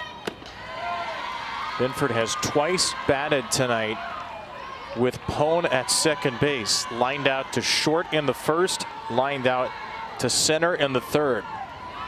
Again, the all-time single-season RBI leader in her only year at Ole Miss. And she rips this one just foul. My goodness.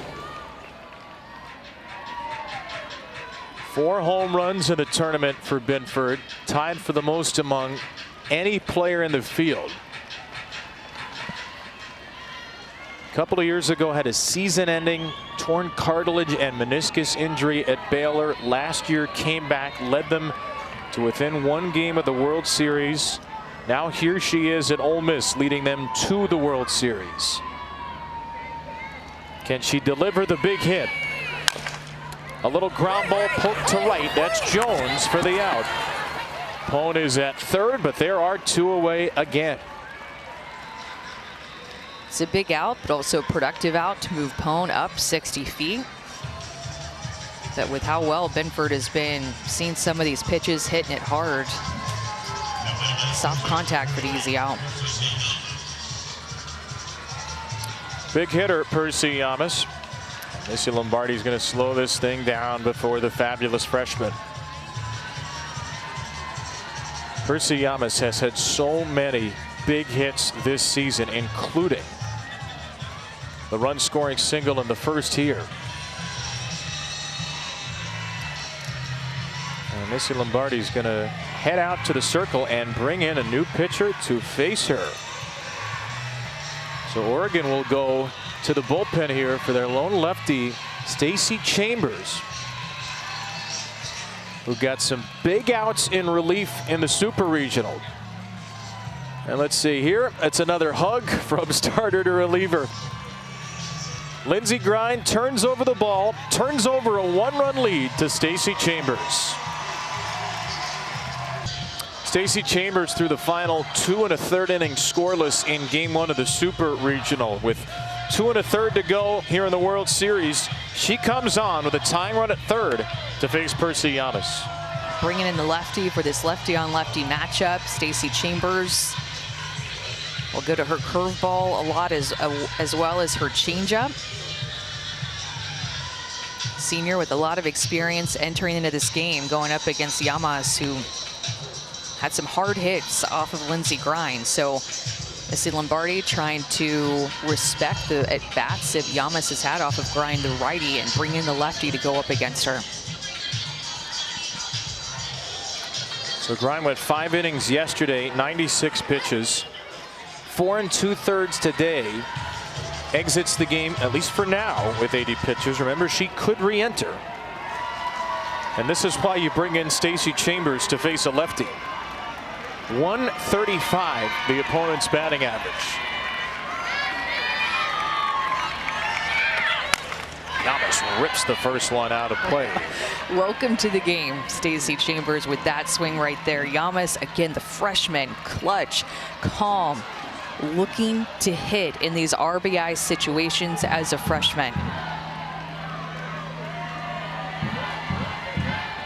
Her base hit drove in the only run for Ole Miss in the World Series in the first. And she's behind 0-2. Remember, her first at-bat in college. First of her college career was a pinch hit, game-winning 3-run homer against Clemson. Huge home runs down the stretch in the postseason, including against Florida in the SEC tournament. Trying to dig out of an 0-2 hole in the 5th, and she'll take ball 1. That's a great stop by Emma Cox to keep that ball in front, anticipating that ball to be a little bit higher, turned her glove, got it down to that pitch lower in the zone that easily could have gotten behind her. Ole Miss 1 for 7 runners in scoring position tonight. The tying run at third, 2-2.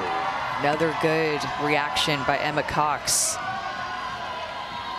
So smaller sample size, but Percy Yamas 10 for 27 against lefties. And last week, the last lefty she saw, great Robin Herron of Arkansas, she singled against her in her last left-on-left at-bat.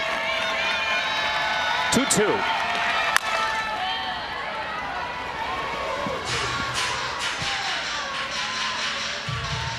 Stacy Chambers likes to go to that changeup. It's her second most used pitch behind her curveball, but Yamas on these swings are a little bit behind her speed right now. So if you throw that changeup, you have to be careful.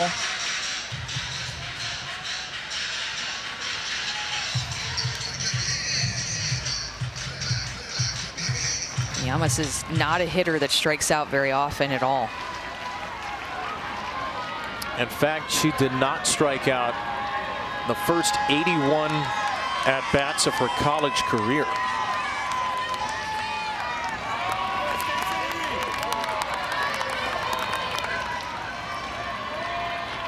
Sixth pitch from Chambers.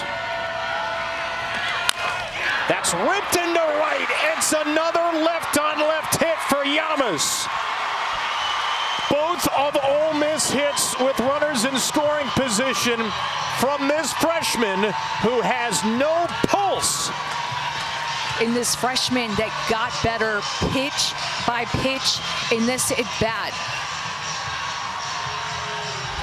Swung and missed early in the count, was behind the curveball, and then gets one over the heart of the plate, down in the zone, right into her swing path, and she is on time. Look at that extension. Percy Yamas, you mentioned it. No pulse, no heartbeat. All she knows to do in the postseason is come up with a clutch hit for Ole Miss. She ties up this game. She had been just 1 for 14 since the start of Super Regionals. She is 2 for 3 with 2 ribby singles tonight. And think of the execution as well in this inning by Ole Miss. Lerboute getting down that bunt after hitting into a double play. Binford advancing the runner to third base. Likely she would have scored anyway on a hit to the outfield, but great execution by Ole Miss to give Yamas that chance to score the runner. And Chambers is 1 and done. Elise Sokolski checks in out of the bullpen. A 2-2 game. It's the first earned run for either team in the game, as Yamas has singled home Pone for a second time. 2 of the 3 all-SEC players for Ole Miss. The leadoff hitter, senior, the cleanup hitter, the freshman, have combined to tie this game. And Sokolski enters into this game, and she's able to throw both up and down in the zone. That rise ball, she can work on the outside corner. Like rise, has that backward rotation to it. And as well go down the zone with her drop ball, mix in her changeup, has great spin, but up and down the zone, rise, drop, change, her 2 most used pitches. Her teammates in Missy Lombardi rave about that changeup, though. She will need that here with how aggressive Ole Miss is, the big hacks that they're taking. That changeup will come in handy.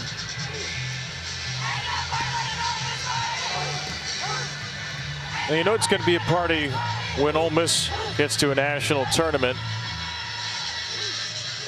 It's a hotty-toddy dance party down the first base line right now. The 2 singles by Yamas to tie it. RBIs in the 1st and 5th. And now the big bopper Brady. 8 freshmen for this Ole Miss team. 8 transfers, completely new staff under Jamie Traxel. This is the year they targeted, year 5 under Jamie Traxel.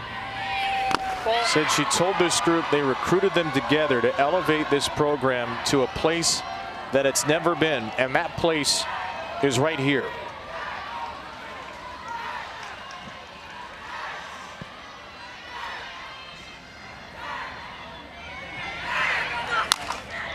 Over to third, Flannery ends the inning.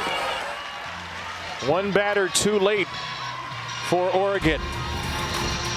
Why not the Ole Miss Rebels? Why not Percy Yamas, the freshman with the 2 biggest swings of her career? A 2-2 game here on Elimination Friday. All 4 of the runs have come with 2 outs. Percy Yamas drove in Jaden Pone with a first inning single. That was an unearned run. Oregon also had a couple of unearned runs after a leadoff error. Des Patman drove in Kailu Shar and Paige Sinicki.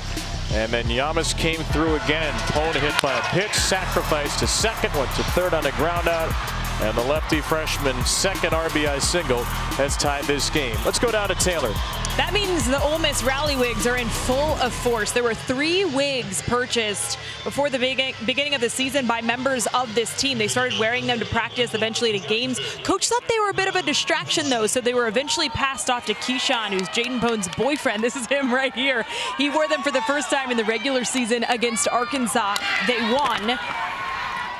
And since then, they've been in full effect. They are 12-4, their record, so only 4 losses, one of those coming in the first game of this tournament. So they're the lucky Wigs over there. They call them the Rally Wigs, and Keyshawn right there, he has been in charge of them.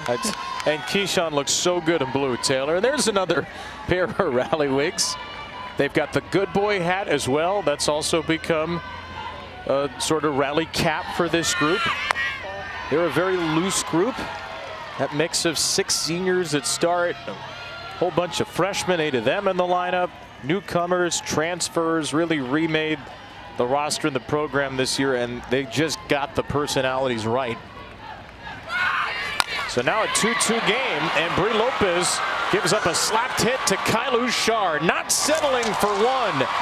She is in there with a double off the glove of Lansdale at third.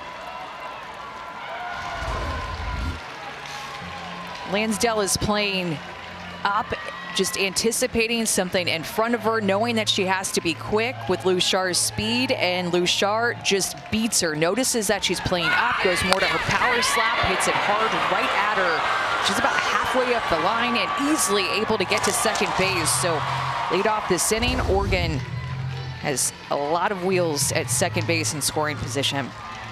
That's just her 4th double and 5th extra base hit of the year, Kylu Shar. Her 83rd hit, 4th in the history of this wonderful program. And here's her sister, Kedri, who will drop down a beautiful bunt to third, and the throw gets away. Lansdale airmails it. Kai has scored. Kedri goes all the way to third. The Ducks are back in front.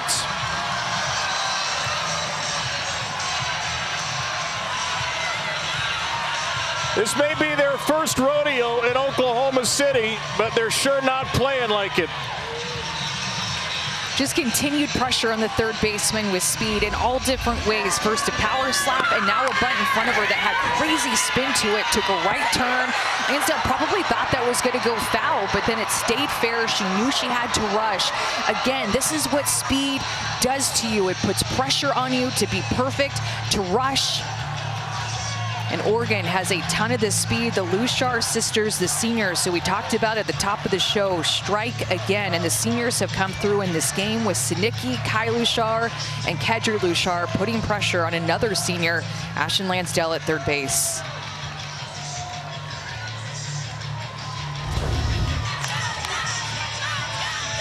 The bunt single, then a 2-base error.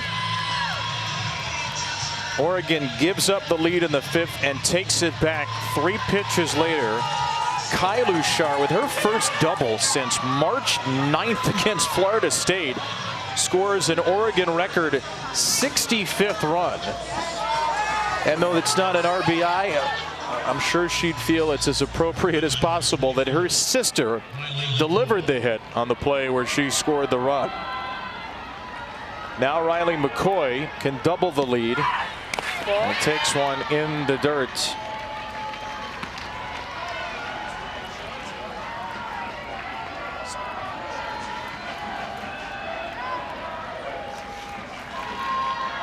McCoy, the top 3 National Freshman of the Year finalist, takes one very high from Brie Lopez.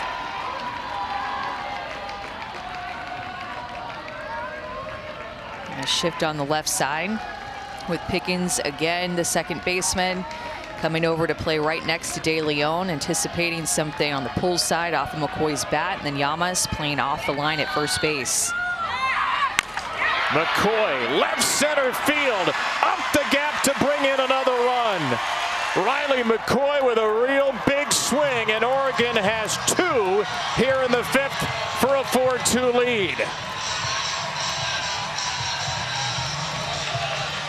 When Oregon's offense is playing its best, this is exactly what it looks like.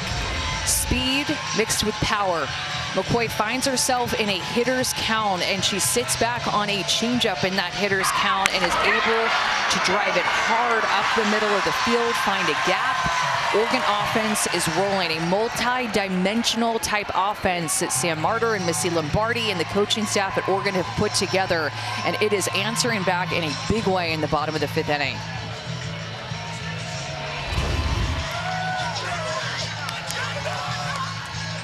Riley McCoy replaced for a pinch runner after setting the new single season extra base hit record at Oregon. Just snapped out of a 4-way tie for first with her 32nd extra base hit. Look at this embrace in that moment, connection with Sydney Romero, who we've talked about on the coaching staff with Oregon. What a cool moment right there. Holly looked up to Sydney Romero, works with her a lot, keeping them engaged in the dugout and positive before their at-bats. Elise Crescio, the pinch runner in her steed. It's a 4-2 Oregon lead. And there's an all-staff meeting in the circle for Ole Miss.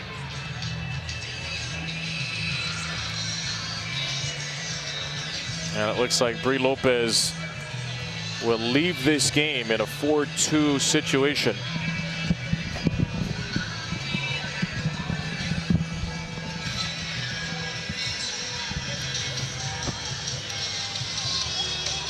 So 3 straight hits from Kai and Kendry Luchar. And then Riley McCoy.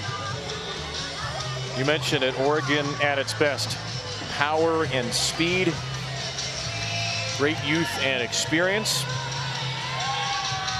And Ole Miss is going to go to the bullpen here in a 4-2 game in the 5th.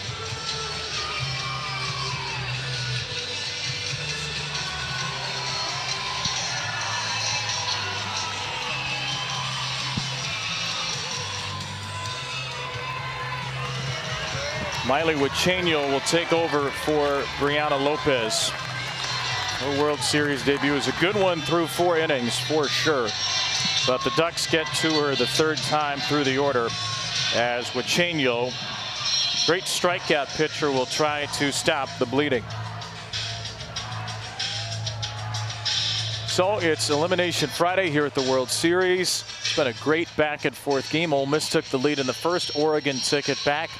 Uncharacteristically sloppy defense. Maybe the screws starting to tighten a little with seasons on the line. Yeah, and I think that you're seeing so much fight from both teams. I mean, just answering back and responding. And it's what both of these teams have done this entire postseason, this entire year, is just respond and answer back. So while it seems right now that Oregon has all the momentum and a great answer back after Ole Miss scored, don't count Ole Miss out, especially with the pitching change here that can change the momentum. Oregon's 3-0 in elimination games here in the postseason.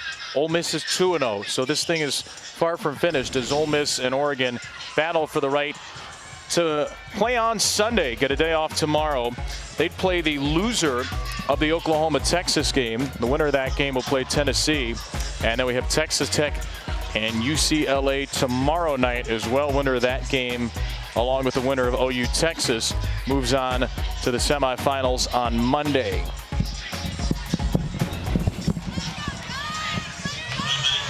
We began with 8 teams. We'll be down to 6 by the end of the night. And perhaps down to just 3 SEC teams if Ole Miss doesn't rally. Ball, it's inside. So Wichenio misses inside to Sinicki, who's had a terrific night at the plate. Her 20th bunt single of the year in the first, stole second, scored a run on a Des Patman single, then doubled in the 3rd. And she shows bunt again. Lexi Brady's wondering either where did that miss or was it an attempt, and it's ball 2. And the pinch runner Crescio out at second on 2-0.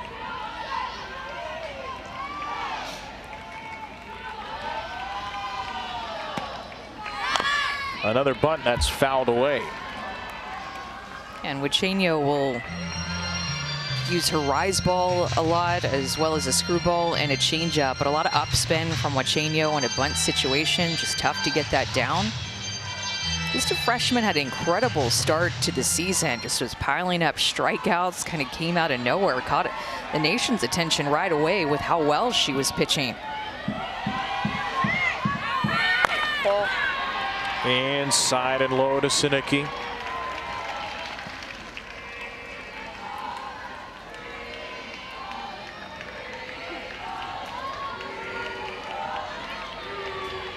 See if she keeps the bunt on 3-1. She will.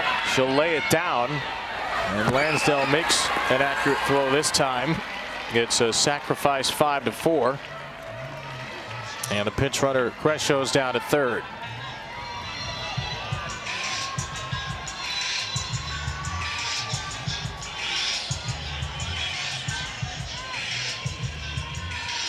Another dugout dance party after the sac bunt for Sinicki.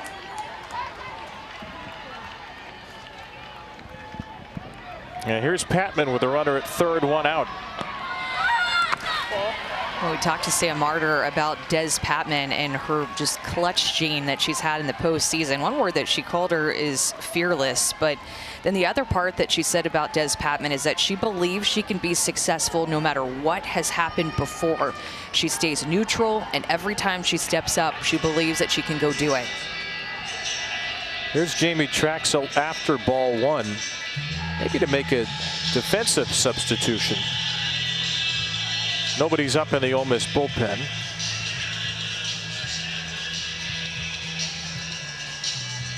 She does have Aaliyah Binford available, who started yesterday, and in fact, Aaliyah Binford's going to come out of the dugout and take over in a 1-0 count.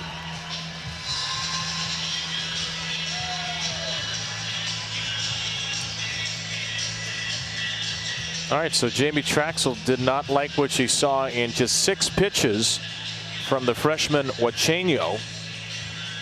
And she'll turn it over to Binford, who pitched brilliantly against Texas Tech yesterday. 6 innings and only 1 unearned run. And Binford will come in and have a change of speed and a change of pace. A senior who just has so much confidence, and she's shown that all throughout this season and her final season, transferring over from Baylor to Ole Miss. That changeup is one of her best pitches 35% of the time. Hitters like to chase that, but her drop ball is her go-to pitch. She'll throw almost 40% of the time. It's 4-2 Oregon, partly courtesy of a double by Riley McCoy, who's had an up and down day. It started down. First batter of the game drops a throw from Paige Sinicki, her second error of the year. Then in the third inning, drops a throw from Katie Flannery, her third. Got a hug from Lindsey Grind. Shortly after was taken out of the game defensively, but they kept her bat in the lineup. Just staying in it, being able to put that in the past, move forward and fight with her team. This Oregon team and Ole Miss is really similar in the sense that they have this senior veteran leadership at the top that kind of guides the way, and these talented freshmen that fill out the rest of their lineup, and Riley McCoy being one of those freshmen getting her first taste of OKC. And we saw an embrace after the hit between Riley and Sid Romero, and Missy Lombardi said this team reminds her of the Oklahoma team when Sid Romero was a freshman. It was a young group with some older key athletes that forced them to play at a high level. There's a bunt with 1 out. Patman knocks it foul. And a little squeeze play. Crescio was in motion on that. Oregon's offense so breaking through in the 5th inning. Just 3 hits through their first 4 innings and 3 hits in this 5th inning alone. 4 straight productive plate appearances. Patman nicks this one 2 out of play. She drove in those first 2 runs with a first inning 2-out single.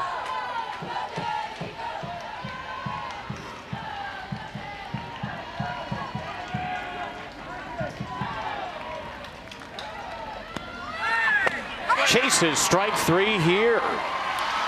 And this is why you bring in the senior. You're down by 2 runs. Your freshman is showing some nerves, not able to find the strike zone so quickly.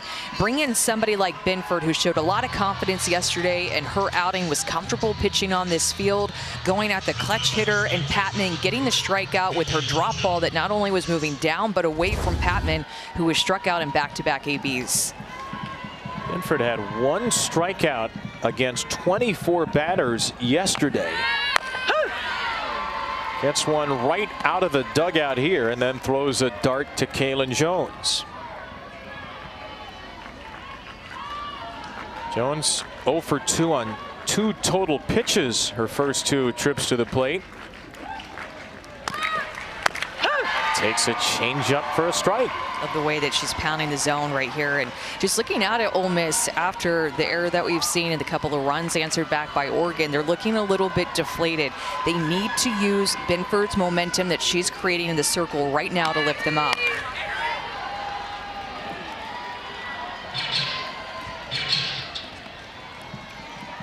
Ole Miss will have 6, 7, and 8 coming up in the 6th inning, which means at a minimum they'll get the top of the lineup up once more in the next 2 innings. Just got a piece. It's still 0-2. And how about Oregon just answering back in both of the innings that Ole Miss has scored in the top half of the inning?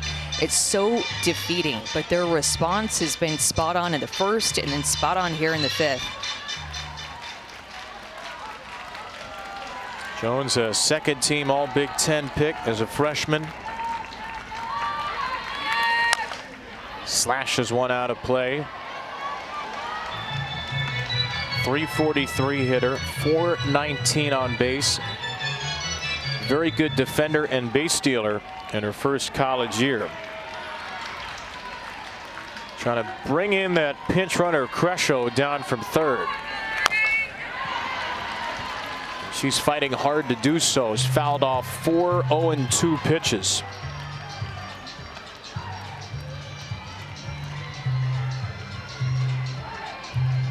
Remember, Oregon this year 8-0 after a loss, having outscored opponents 72-2. Been a little tighter tonight. They've given up as many runs as they did the first 8 times after a loss, but they've got a 2-run lead. And Jones takes ball 1. It's a great at bat by Kaylin Jones, fouling off some pitches, taking that close pitch there that Binford wanted, but they're a little bit off the plate, knowing that she's working from ahead. 8 pitch. Up the middle and through. Maybe the at-bat of the World Series for Oregon. It took 8 pitches, but Kaylin Jones comes through to make it 5-2. That really was just an awesome at-bat. Binford came in, struck out Patman, went right at Jones, and then Jones just did not go away. Found a mistake with 2 strikes up in the zone. That pitch is elevated. He's on time with it, able to drive it right back up the middle of the field. I'm telling you, Ole Miss and Aaliyah Binford were trying to grab back the momentum and pick up the bats to be able to answer back. That was a dagger to Ole Miss with the Jones freshman RBI. Now 14 for 28 in the NCAA tournament. Kaylin Jones makes it a 3-run 5th inning for the Ducks. This has been much more like it for Oregon's offense.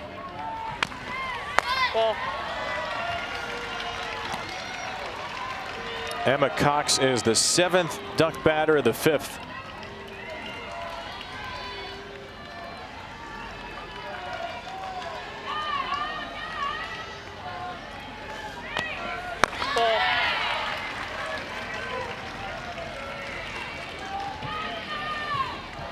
That 1 run, that 1 extra run off the bat of Jones, just to me makes this game feel so different. Not saying that Ole Miss can't come back. We've seen it happen before. Ball 4 to Cox. Jones to 2nd. So outside of the Patman strikeout, Ducks have had 6 productive plate appearances in the inning. And hey, Patman had the 2-run single in the 1st, so no big thing that she struck out here. They've gotten contributions from everybody in the lineup 1 through 7. Flannery, the 8-hitter, starts 0-1.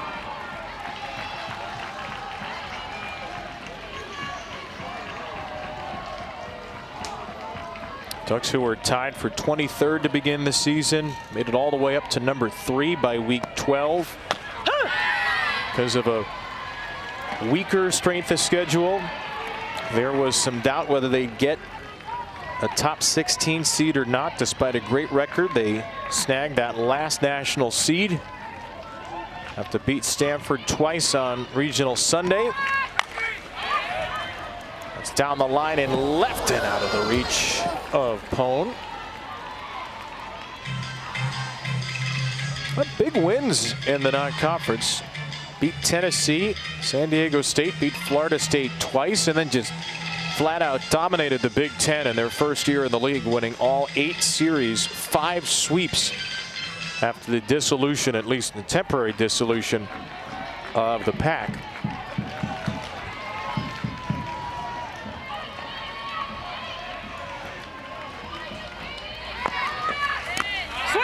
Chases strike 3, and the throw nearly got away at first, but Yamas held the base. Well, Ole Miss swung the pendulum to the Rebels side at the top of the 5th. The Ducks take it back. Quacking and shaking all the way here at Oklahoma City. A tie-breaking 3-run 5th. Oregon 6 outs away from saving its season. It's got a rally they need indeed. They need 4 runs here, 3 to tie it, 1 more to take the lead for their first win in program history. Oregon hasn't won at the World Series since their last trip here in 2018. Part of a just fantastic part of the sporting calendar. I get excited here in SVP. We got NBA playoffs coming on. We're in the sports capital of the world right now because the Thunder are 10 minutes down the road. They just won the West Finals. They're waiting to see who they'll play between the Pacers and the Knicks. The finals are going to start right here in Oklahoma City on Thursday. The World Series Champ Series will start here in Oklahoma City next Wednesday. Stanley Cup's coming up. College baseball tournament began today. Major League Baseball starting to heat up. Just great stuff everywhere you look. And a 5-2 lead for Oregon here as Elise Sokolsky throws a strike to Mackenzie Pickens. Yeah, important for Sokolsky here to go right at these hitters after Oregon scored those 3 runs in the bottom of the 5th inning. Going to keep the momentum on their side. A couple of strikes to get her back into the count here against the freshman Pickens. Not easy to come back after what she faced last night, giving up the walk-off home run to UCLA, knowing that she wants the ball again. Pickens, that's through the box and a leadoff base hit.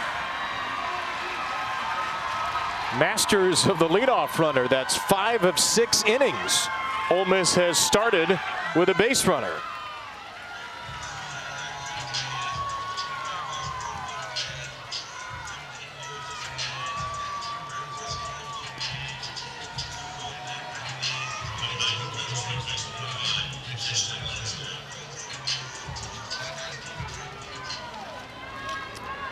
Ashton Lansdale has committed a couple of errors tonight.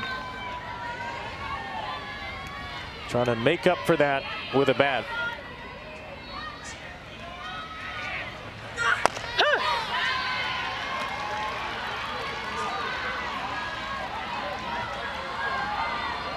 Former college baseball player.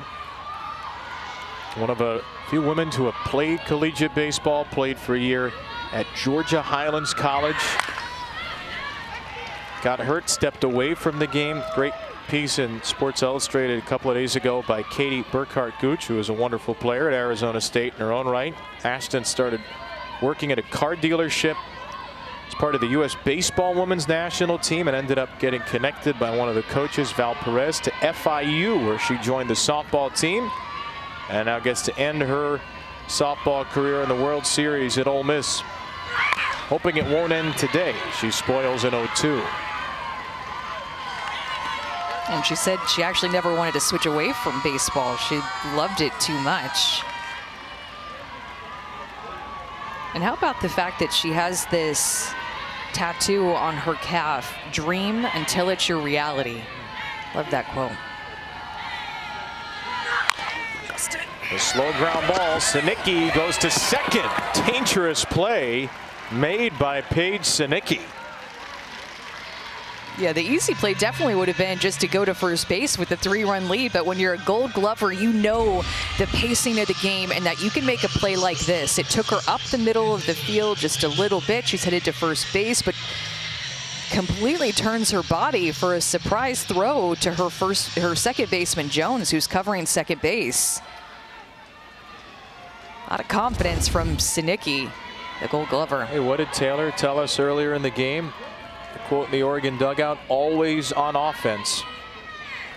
That's being on offense on defense from a player who's already made an error tonight and shook it off to get the lead runner Pickens.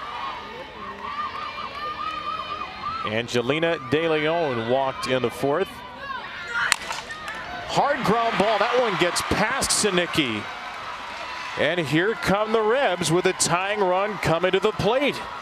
You got to love to see this rally at the bottom of your order if you're Jamie Traxel. Pickens, the freshman, coming through, and then De Leon, who's reached base a couple of times in this game, really squaring one up through the 5-6 hole. Sinicki was leaning a little bit up the middle of the field.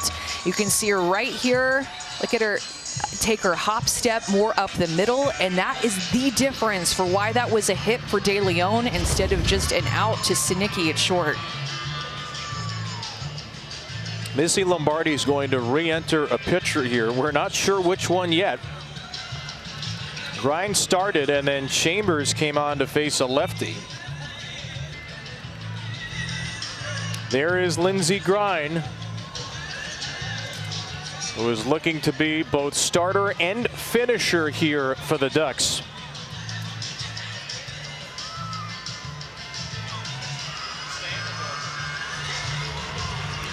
Through the first 79 pitches of the game, got the first 14 outs. And with a hug from Elise Sokolsky, she'll try to pick up the last 5. This is just such a big part of what makes our sport so special as Sokolsky exits this game, is that you have a chance as a pitcher to start a game and come back in. You have to stay on the ready, understanding that it's not like college baseball. It's not like MLB that once you're out, you're out. You have to stay ready. You have to stay engaged. And now you have an opportunity to close the game that you started.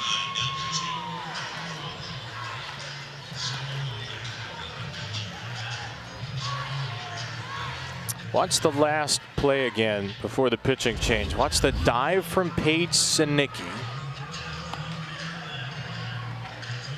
Have been leaning to the left, goes diving to the right. It's a little worse for the wear after.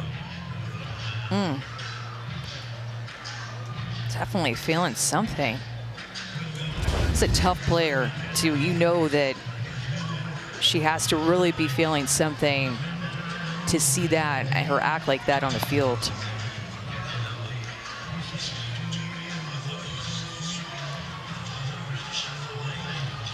Over 200 consecutive starts and 192 of those at shortstop.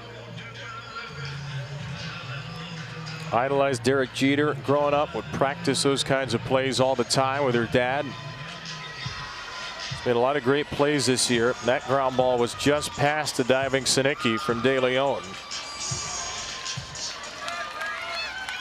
And the Ole Miss fans have not lost the faith. Tying run with 1 out. Taylor Melvin. And kind of a cool story with Malvin, the 9-hole hitter here. Didn't play a lot in her first 2 years, but she said, I was raised to put your head down and go to work. And if you want something, you'll work for it. When asked why maybe she didn't transfer after not getting a lot of playing time in her first 2 years. This year, though, has been really successful. She said, I put my head down, I went to work. I could have easily transferred, but it's just so much bigger than softball. It's a mindset to me. Been that way my whole life. Through travel ball, always an underdog. I wasn't an everyday starter in travel ball as well. But she said, my success this year is because of what I went through the past 2 years. Yeah, I didn't get what I wanted for 2 years, but I worked so hard under Tate Whitley, followed her everywhere around to be able to get the playing time here and make it to the World Series.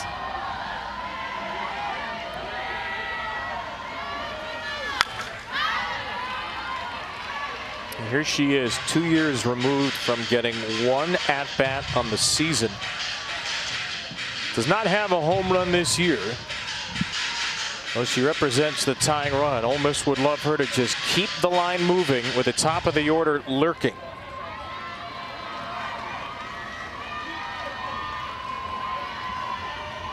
She reached on an error by the first baseman at the time, McCoy, her only at-bat. Still 2-2. She said this one thing that really stuck with me, but she said, I wanted to be a leader on and off the field. And if that had to be an off the field leader the last couple of years, then that's what it was. But she was determined to be a leader even when she wasn't getting the playing time that she wanted.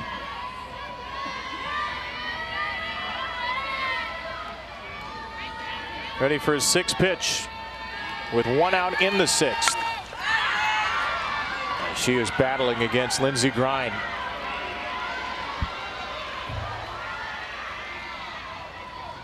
Just 8 for 35 runners in scoring position on the year. She struggled somewhat down the stretch, was the leadoff hitter much of the year,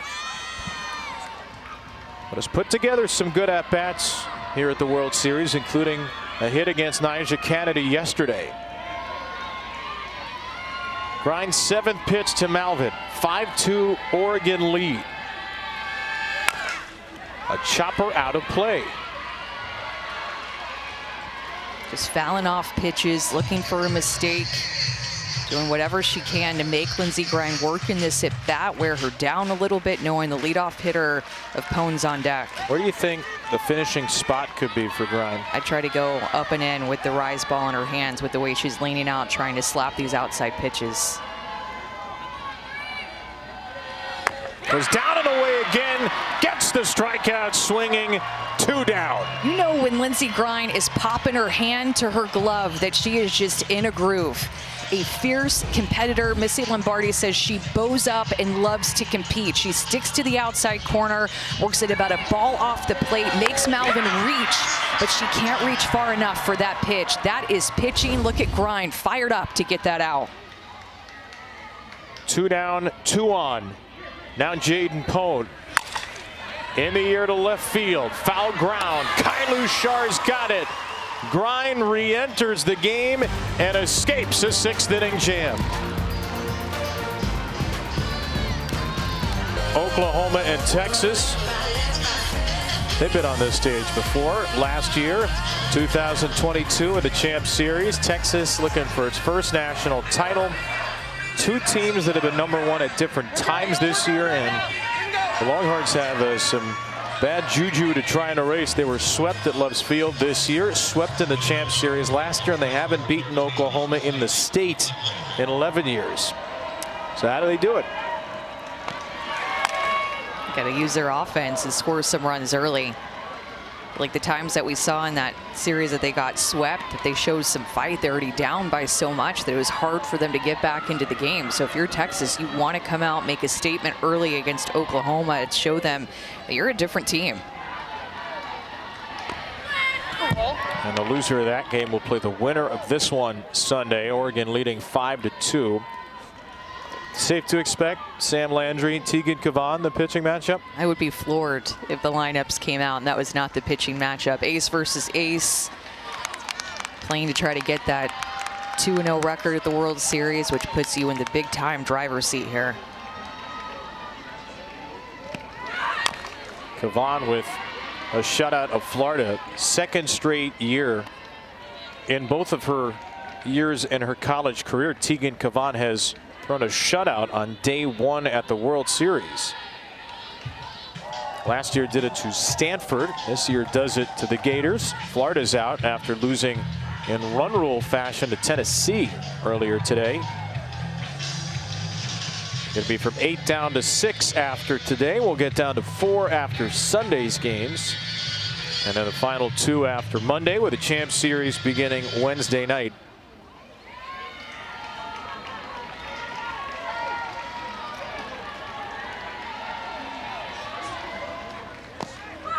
Ball.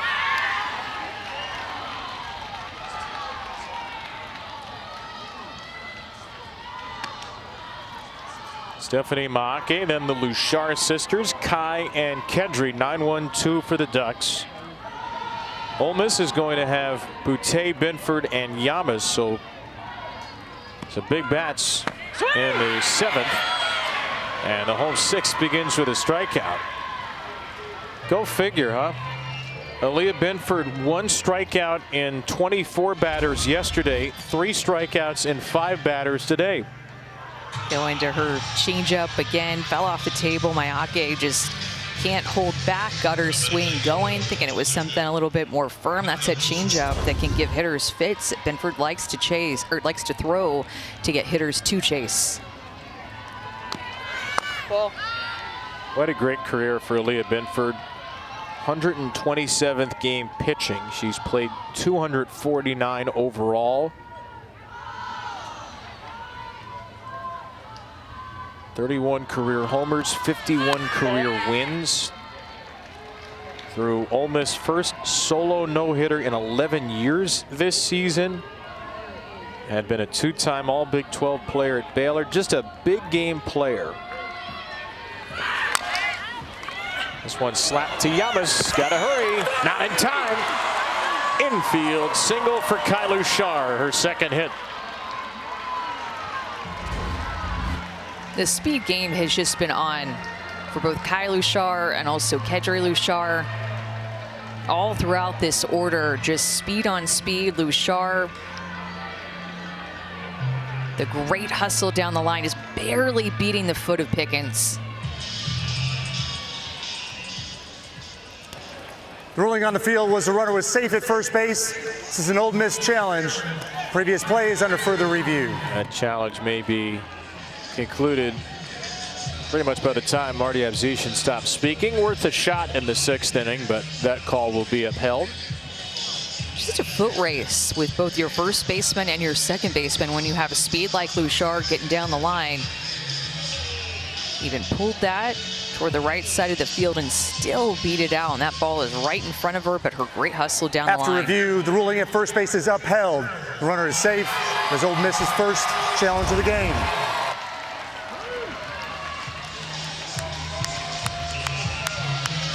Kai Luchar, the 2nd most infield hits in the nation. At 60 coming into the game. Infield hit here in the 6th. Remember, had that double that hit off the glove of Lansdowne, ended up in left field an inning ago. Let's see how long she hangs around. Kedri Luchar, little blooper to right. Kai's ready to go to 3rd. She read it well. And the Luchars are at the corners. A little Luchar looper from Kedri, her 2nd hit in 2 innings. Yeah, and they've been playing this shift on Kedri Luchar this entire game. Look at where Lair Boutte is playing, the right fielder. She's playing basically in right center field. Opens up a huge area in right field for that ball to fall. Kedri is out in front of that changeup, hits it off the end of the bat, and finds that big hole in right field to keep this rally going for Oregon. Remember, Missy Lombardi talked about with this offense, start fast, stay fast, finish fast, and that's exactly what they're trying to do. Score in the 1st, score in the 5th, trying to score here in the 6th to extend this lead.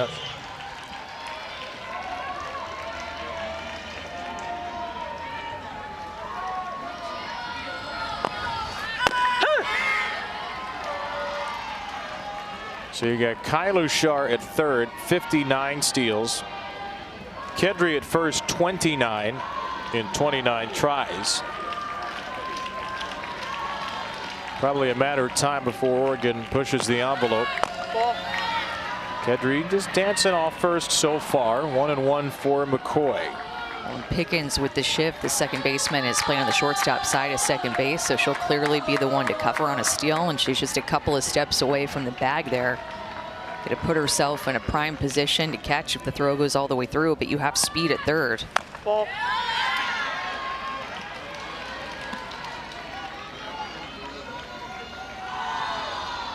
RBI double in the 5th for the 2nd team All-American McCoy.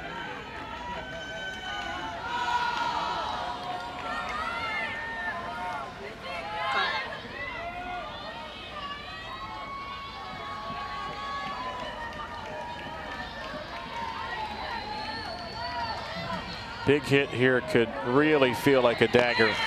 Ball.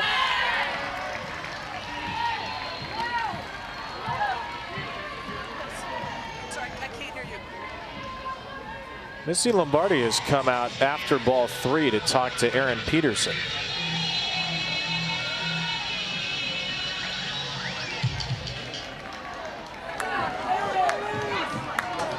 And whatever happened there, it's still 3-1.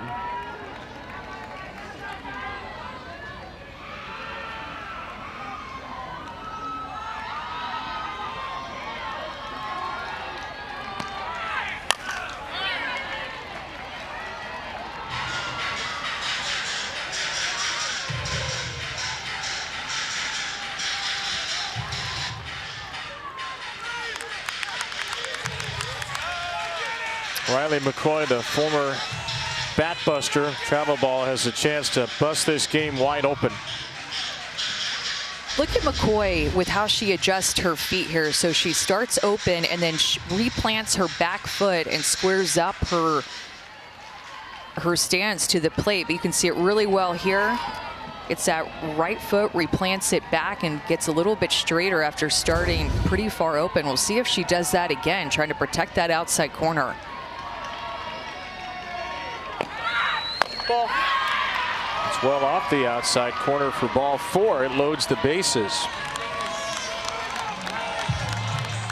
Certainly looked a little unusual. Trying to make adjustments in the box. Remember in her last at bat, she had sat back on a changeup and a hitter's count, had hit it well. So Paige Sinicki can pretty much slam this game out of reach. 3 productive plate appearances today, a single, a double, and a sacrifice. 2 bunts in there. Swinging away, takes an outside corner strike. Knows she wants to swing away. She's been asked to bunt a couple of times, but as a cleanup hitter, base is loaded, you want to come away with a big swing. Ground ball to short. Play at the plate. Luchard's out. Well done by De Leon. Ole Miss gets the lead runner. Cuts down the run on out number 2.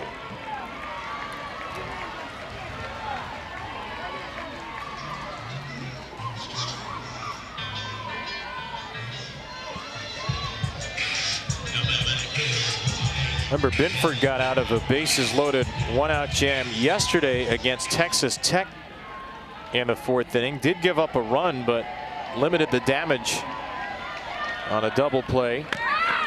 Now Patman, who was the first batter she faced, she struck her out with a runner at 3rd, 1 out in the 5th.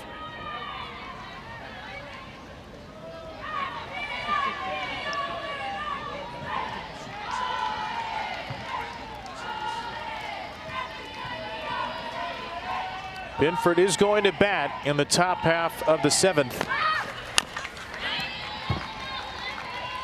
And Ole Miss will have a fighting chance if she can get Patman.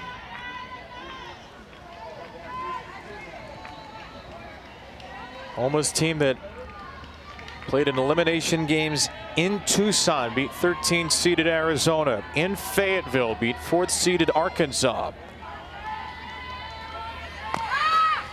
Swing and a miss by Patman.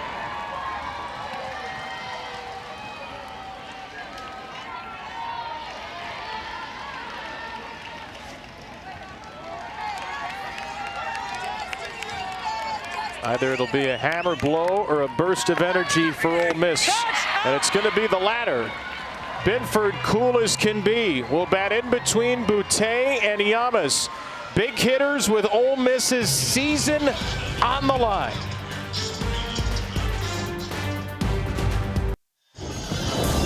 Time for tonight's Capital One rewarding performance.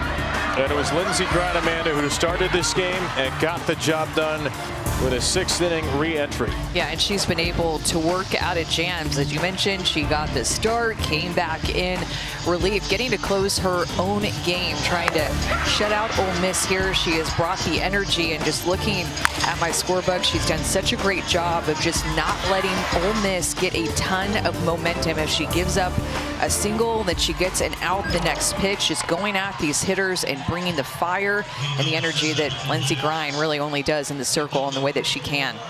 Ole Miss tonight 4 for 17 with runners on base, 2 for 10 runners in scoring position, and all 5 hits are singles. And Lair Boutte, what could be her final collegiate at bat, smacks a first pitch single into center field. Lair Boutte has World Series experience a few years ago with Tennessee. She was just so pumped to be here, and before they won that Super Regional, she was going around telling everybody, all of her teammates, you guys are going to love it. You're going to be so happy. There's so much excitement, telling them all about it. And so it's a big deal to see her step up, get a hit here in the 7th inning, especially as a senior, trying to be a leader and a leadoff hitter for this team. And she'll come out for a pinch runner, a 189th career game. She's hoping that won't be the end of it. A base hit before Tenley Grisham takes over at first.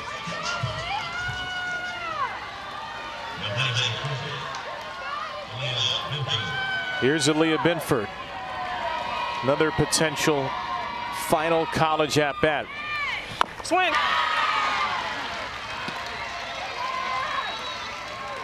They asked Aaliyah Binford, why'd you want to come to Ole Miss? She said, the girls. As soon as I met them, I felt like I could be myself completely.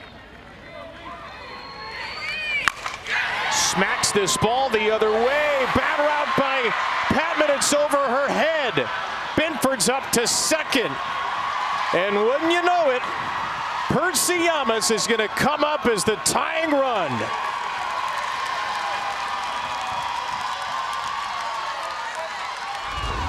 Ole Miss is on this speed right now, out of the hand of Grine. This is a pitch that just stayed flat on the outside corner. And with how hard Aaliyah Binford swings with the speed that's provided by Grine, that line drive just carried the opposite way, working in a deep window with that outside pitch. Look at Binford yelling back to her teammates, now is the time. 2 runners on, down by 3. What a huge hit for the senior. 2 seniors stepping up in this inning, trying to get a rally going for Finley Traxel and the crowd and the rest of their team. Aaliyah Binford's first hit of the World Series. Percy Yamas, who has 2 run scoring singles, is coming up. And remember, it's all on Lindsey Grine's shoulders now. They've already used Stacey Chambers, Oregon. They've already used Elise Sokolsky. The other pitcher is Taylor Spencer, who's got a 4.17 ERA and has only pitched once in the tournament. So it is really on the broad shoulders of Grine right now, who has to try to get out Percy Yamas, who has been so good at using all parts of the field. Her first hit off of Grine went to the left side of the field, a rise ball up in the zone she connected with, and then off of Stacey Chambers, able to turn on an inside curveball the other way. Yamas is a hitter that can hit to all field. She has done it in any moment, in any situation. She is so calm at the plate. She is truly built for this moment. But with first base open, I'm sure Missy Lombardi is talking to Lindsey Grine about how to attack her if they are going to. Likely get a pitch around her and put her at first. Would you put her at first, though, even to put the tying run on base? With the way that she's seeing the ball, I wouldn't say I'm going to stand up and go ahead and intentionally pitch around her in the way that an intentional walk would be. I would just pitch her very carefully, a little bit off the plate, to see if you can get the freshman to get herself out. That's in the dirt for ball 1.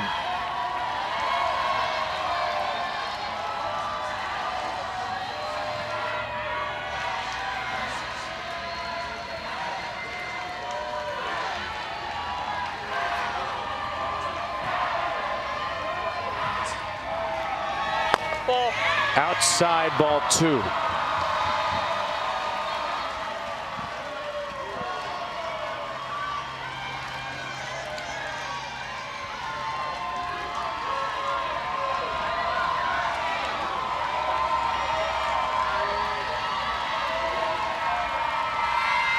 Ball. Outside ball 3. They don't want anything to do with her. Yeah, you can see how carefully they're pitching her, just pitching around her with first base open.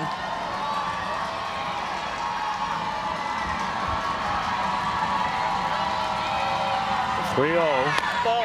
Ball 4. Oregon has just walked Percy Yamas to bring up the program's all-time single-season home run leader as the potential game-winning and, for the moment, go-ahead run.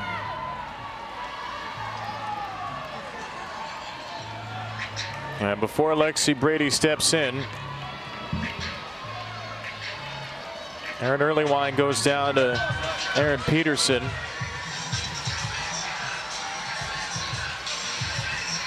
Making sure all the bases are covered here. They're not going to take out Yamas at first because they've already pinch runner. They are going to do that. So there is a pinch runner at first for Brady, who grounds the first ball to third. Flannery did not get the out. Oh no, she did. She did get the out because the base runner, Binford, was out of the baseline. So it wasn't on the tag.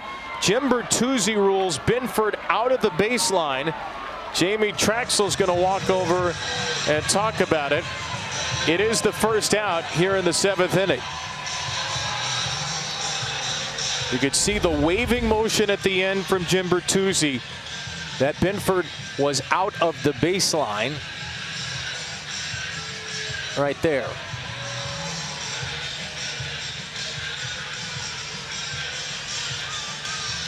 And I'm not sure Flannery tagged her, so that's where the out is. Yeah, that's what I was thinking too. That's why that call comes into play, because it did look like the tag missed her.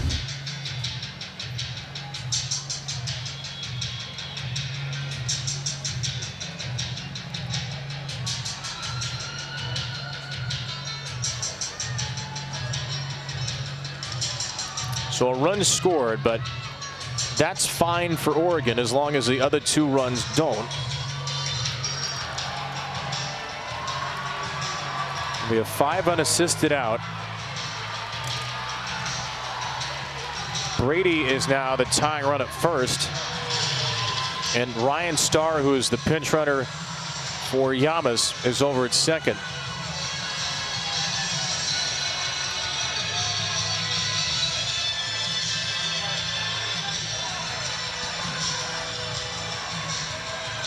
It's getting cleaned up here for Missy Lombardi as well.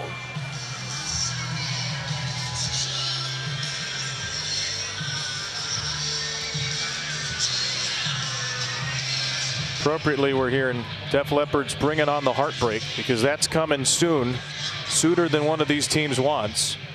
Ole Miss already with 3 comeback wins in the tournament. Oregon undefeated leading after 6 this season. And this is something the Ducks haven't faced this year. The graphic we showed you all at the top. Oregon, after a loss this year, was outscoring opponents 72-2 in 8 games. Ole Miss has gotten to 3, but they need to get at least to 5 in this inning. It's the freshman Mackenzie Pickens with 2 on and 1 out. Swings at the first pitch, high and not deep enough to left. The runners will both tag and get into scoring position on a heart in your throat kind of fly ball. Oregon is an out away. Ole Miss has the tying runs in scoring position.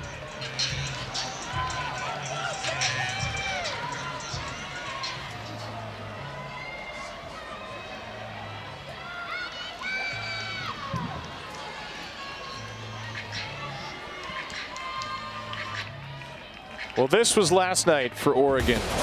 They tied the game in the 7th inning before Jessica Clemens, with 2 outs in the bottom of the inning, took Elise Sokolsky deep. A walk-off home run for UCLA.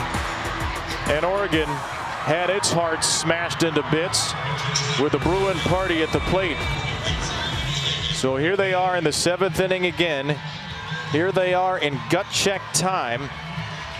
And here they are 1 out away from staying alive in Oklahoma City.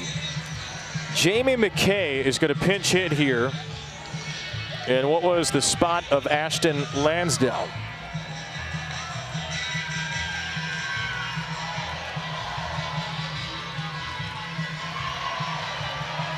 And Ole Miss sends another pinch runner into the game. Addison Duke becomes the tying run at second.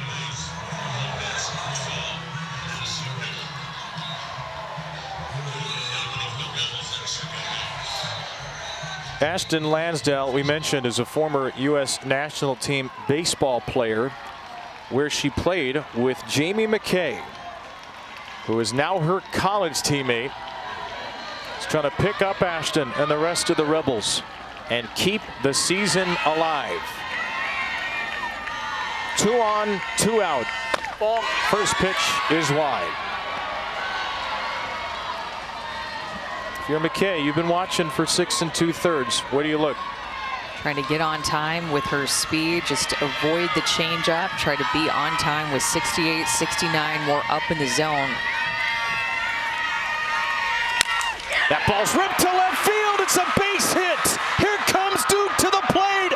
She's in there. Jamie McKay, her first at-bat at the World Series, is a 2-out, 2-run pinch hit single. Ole Miss has tied it.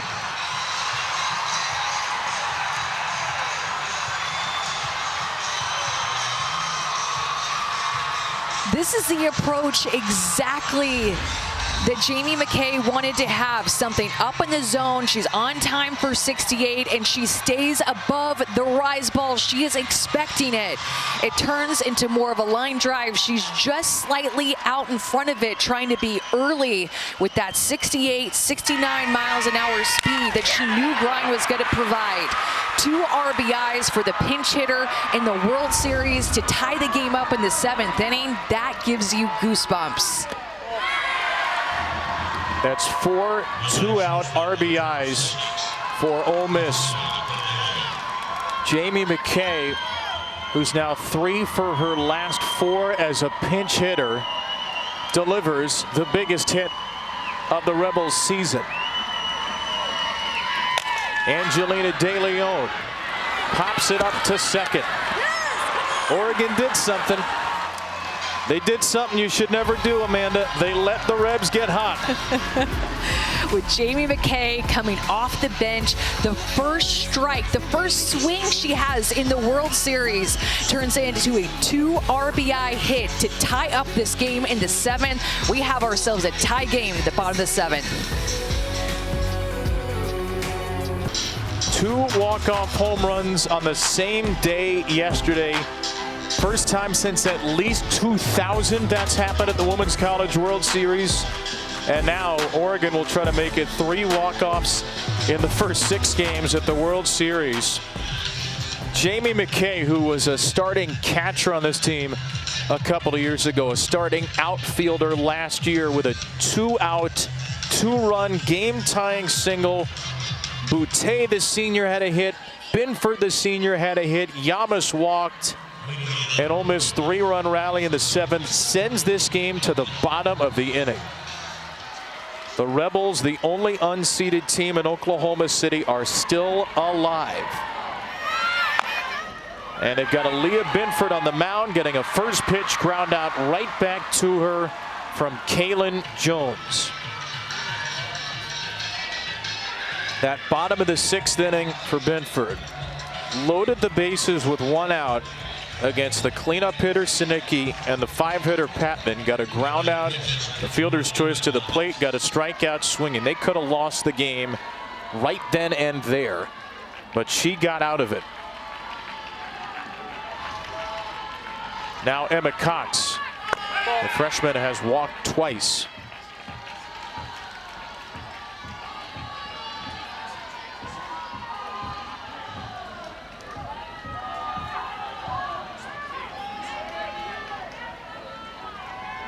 One-0 pitch. It's confirming that because Percy Yamas was pinch run for twice, she is now out of the game. Ole Miss with 4 defensive changes. That includes Jamie McKay now in at first. Ryan Starr is at short. De Leon moves over to third. Tenley Grisham's in right. So Ole Miss will have to come back without Percy Yamas, who had the first 2 RBI singles. But that's a trade they're willing to make for the ability to come back at all. They used their deep roster and cleared their bench for some pinch runners, some pinch hitters, knowing that they might have to sacrifice on defense with their starters out of the game now, or shuffled around at least. They've used 7 position players off the bench. One of them was Addison Duke, who scored the tying run as a pinch runner, and obviously McKay, who had the pinch hit to tie it. That lineup card is going to look like a Jackson Pollock painting. But it's a lineup card they could still use, so they don't care. Cox, check swing. Binford again. Another strike from the circle, 2 down. She'll take those quick 2 outs right there. Hit right back at her, soft contact off the end of the bat for a couple of quick outs after tying up this game. Rally visors, rally caps for the Duck fans. The rarely seen SEC Big Ten after dark.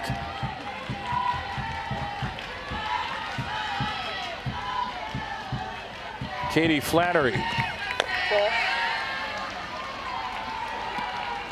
Another evening where we are either approaching or into the witching hour here in Oklahoma. Last night, Jessica Clemens crossed home plate at 12:07 a.m. Which means technically she did so this morning. We're still 28 minutes from the stroke of midnight, and a game that is approaching 3 hours.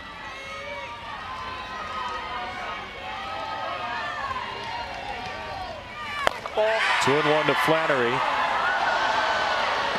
And in the couple of years that I wasn't playing here in the World Series, I remember staying up late, watching these Women's College World Series games deep into the night, trying to keep my eyes open, being locked into these exact games. Ball.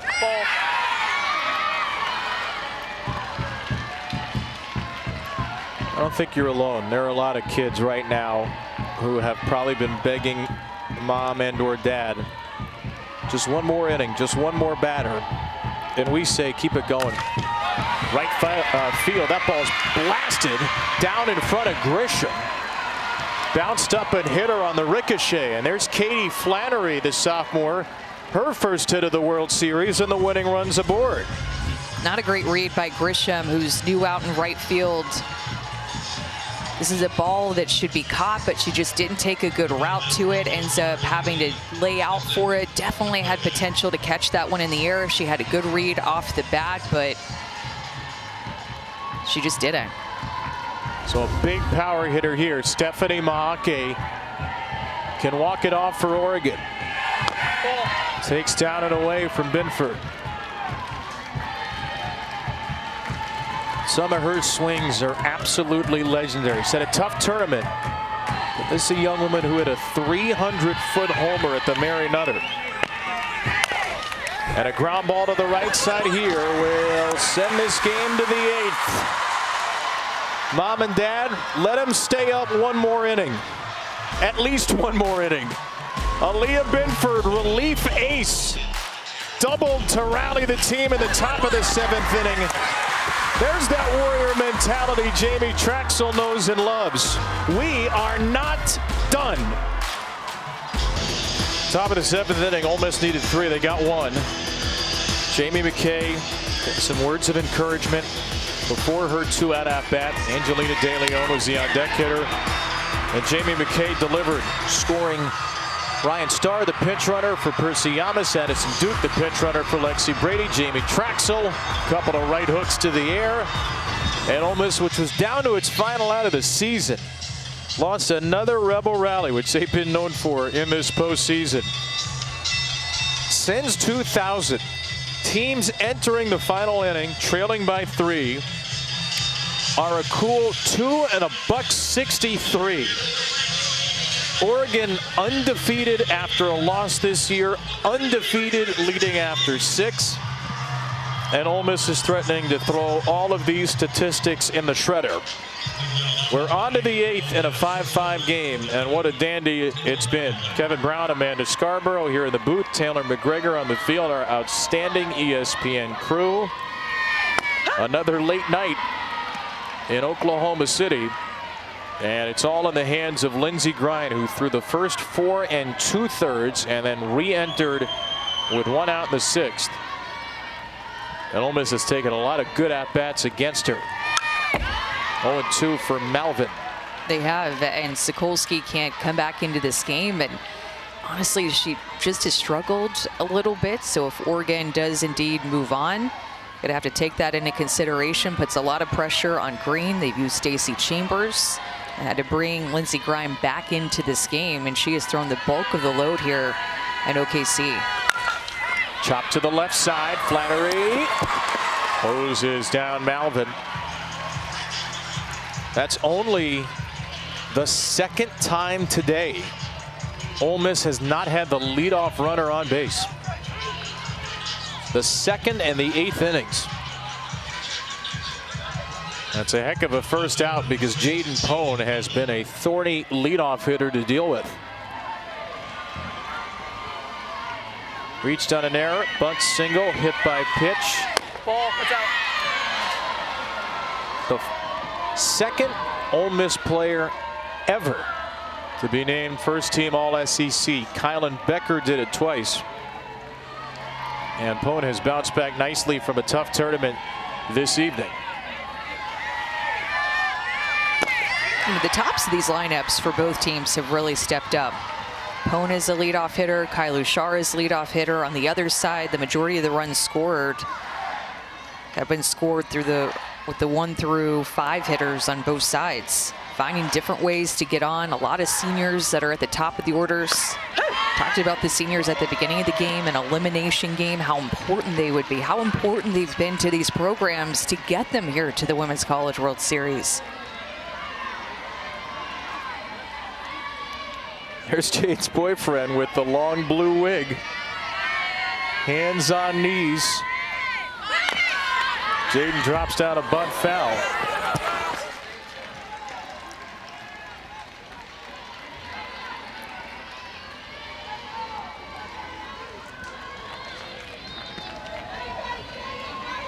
There he is. There's Keyshawn.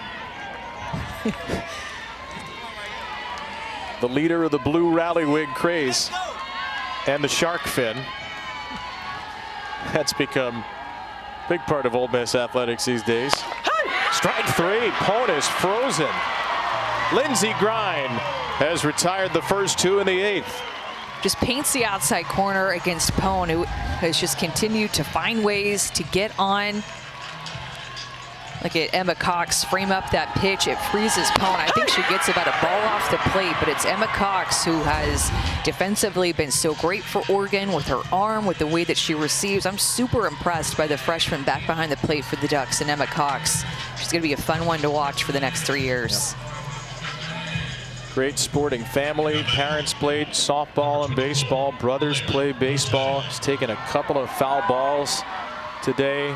One off the face mask, one off the body. Boutte re-enters with 2 down.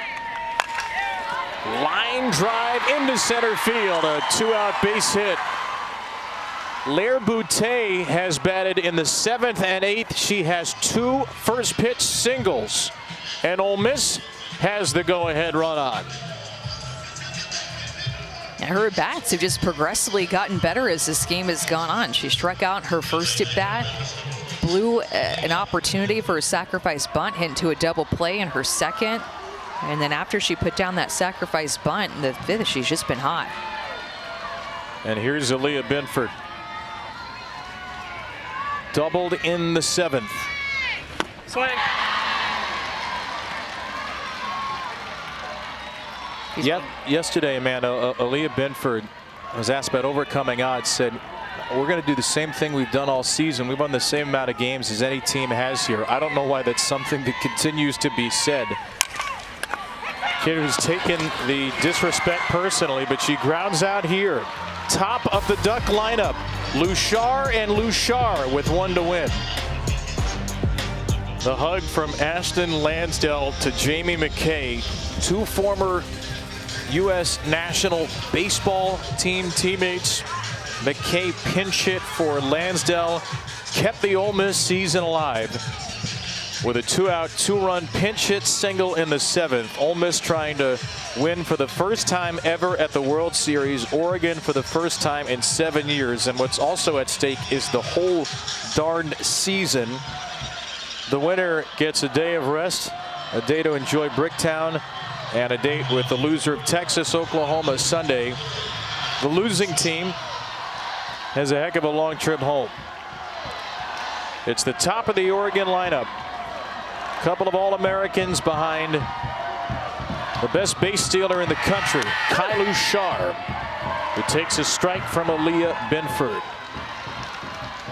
Talked about some defensive movement for Ole Miss, shuffling out their defense because of some substitutions late in the game and a couple of changes on the left side that you said last inning, but De Leon moving from short to third, and then Starr now going to be tested at shortstop with this speed. Reached on an error, grounded out to short, double off the third baseman's glove, infield single to first, and now a 1-1 count. Ute re-entered. She's back and right. Aaliyah Binford, just an amazing, amazing week in the circle. 2 2/3 scoreless in relief after 6 innings and an unearned run yesterday. Lushar just sprints through the bag on what was a foul ball. It's 1-2.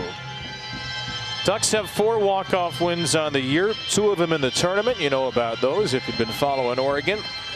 Both walk-off hits from Des Patman to end this regional against Stanford, and then game 1 of Supers against Liberty. Patman's down in the 5 spot in the order here. Lushar, McCoy. 2-2 from Binford. Boy, this young woman in the circle, this is some competitor. The way she ended the Arkansas Super Regional, retired 16 of the final 17, 14 straight at one point. Strikes out Lushar. That ball was not in the dirt. Caught cleanly by Brady. And it's a strikeout, the 5th in relief for Binford. Goes back to her changeup again and gets Lushar to chase this pitch. This is a huge deal to keep her speed off of the base pass, and you just get to strike her on your own. Your defense doesn't even have to mess with her speed to put pressure on the defense to make a play. You're right, Kevin. I mean, the way that Binford has stepped up in the postseason in the NCAA tournament for Ole Miss has been so special to watch, even with the bat in her hands. Kedri Lushar to left. That will get out of play. But in the circle, she has just looked in command. And when we got a chance to talk to her on Wednesday, of the things that she told us stuck out to me. One is that I know who I am as a pitcher. She believes in her strengths. She knows her strengths. She pitches to her strengths.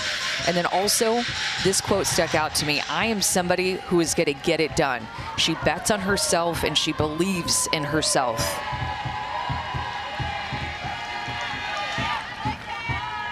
Oh, 1 to the All-American. Kedri Lushar, who takes low. 2 hits for Kedri today. Fabulous tournament. Fabulous season. Got great extra base power. She's late on strike 2 here. Did not have a home run her first 3 years. She's got 7 this season.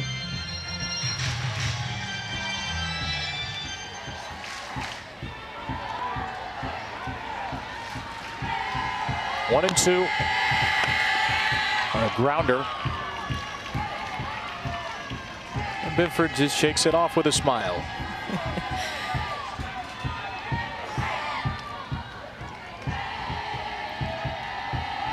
Fourth extra inning game for the Ducks this year, 2-1. Ole Miss 1-6 in extras. You have one All-American at the plate and one just off the on-deck circle.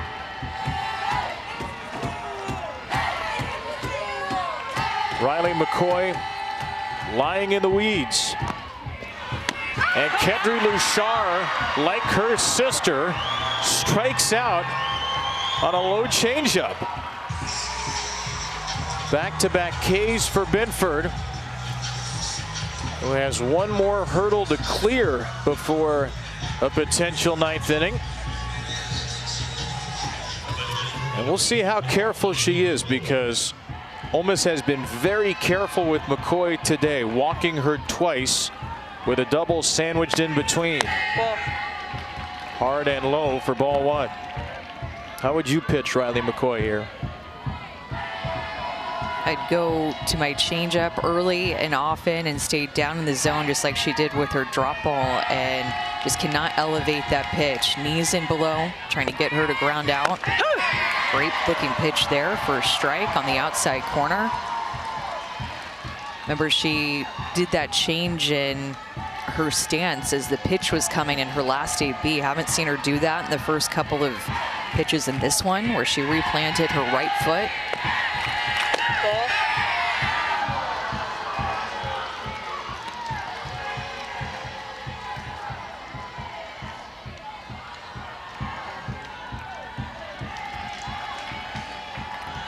2 balls and a strike for McCoy. Ball. It's outside. Couple of close pitches, and she's had a good eye not chasing some pitches that Aaliyah would love for her to chase.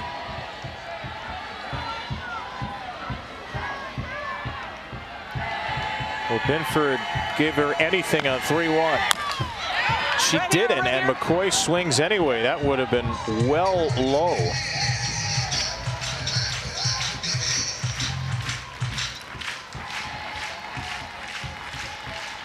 How will that alter the calculus for Aaliyah Binford?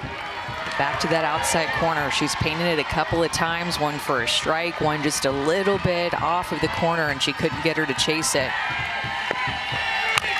Outside corner, she chased it. She got her a little too antsy. Middle of the Rebels order coming up. We are on to the 9th. The greatest show on dirt goes into the 9th inning on Friday night. Tennessee run-ruled Florida earlier today. They get the winner of, the loser of Texas Tech UCLA, beg your pardon. Winner of that game Monday. Winner of Oklahoma Texas Monday. Loser of that game gets the winner of this game on Sunday. It's Ole Miss and Oregon. And if the bracket can seem a little complicated with the bounce back and forth at times, concern yourself with this.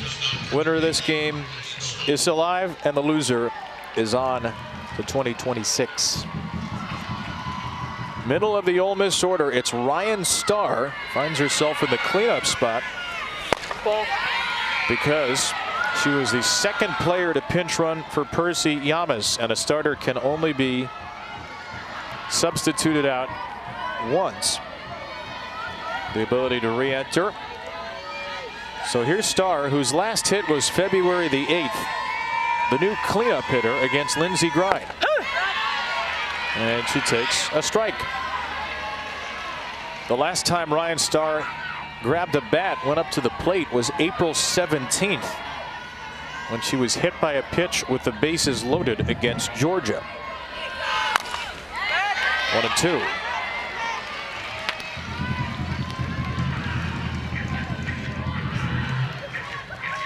Transfer from vaunted softball powerhouse Syracuse University. You know, Amanda, you know all about that classic Syracuse to Oxford pipeline. It's strong and alive. Oh, yeah. Lexi Brady's on deck, then Mackenzie Pickens.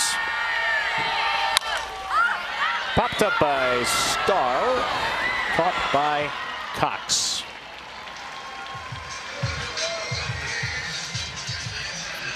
Take me into the mindset of Lindsey Grine, of the Oregon players right now. You've blown a lead. You're trying to just hang in there. What are they thinking? That you have the last say and that you have the last at bat. Play clean defense, put up a 0, and have the last word as a home team. Try to walk off this game.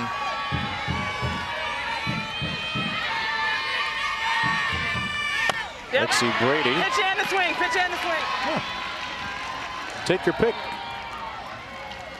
You know, and it's a longer game too. I mean, we've been at this for 3.5 hours now, and as a player, I really think you just lose all sense of time. Like, you have no idea how long the game has actually been. Well, we're only 3:20 now. We're not quite at 3.5 yet. Just rounding up. But it has been an unusually long game. 3.5 hours is never usual, but particularly in the pitch clock era, we've seen game times be slashed the last couple of years. Ole Miss yesterday played a 1-0 game that was over in 1 hour 51. So yeah, we're working on now 3:21 tonight.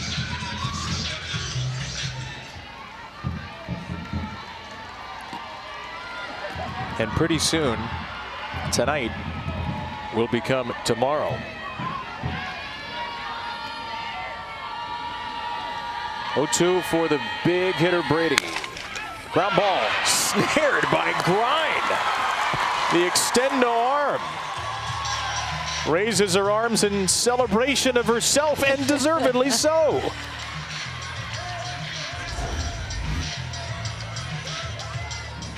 Gets on her in a hurry. I don't know if Jones would have been there to be able to grab it. She likely would have got there with her speed over at second base, Jones, but if Grind can shorten that hit and the throw, then she'll take it.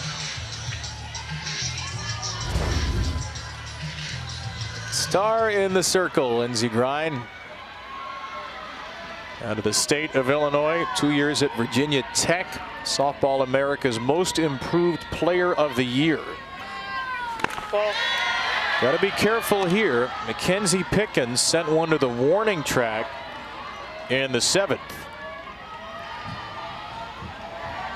Pickens had the game-winning 3-run homer against Florida in an SEC tournament upset. Ball. And Ole Miss is trying to outlast Florida at the World Series after the Gators were eliminated earlier today. Who could have thought a couple of weeks ago in Athens that Ole Miss would have any shot of doing that? They could have thought it. That's who. Ball.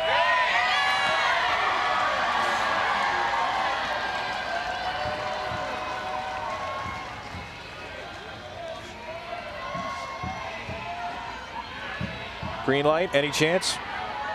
Full take. Hang on. Something's going on with Cox's eye. She reacted immediately. Maybe some dirt coming off the ball.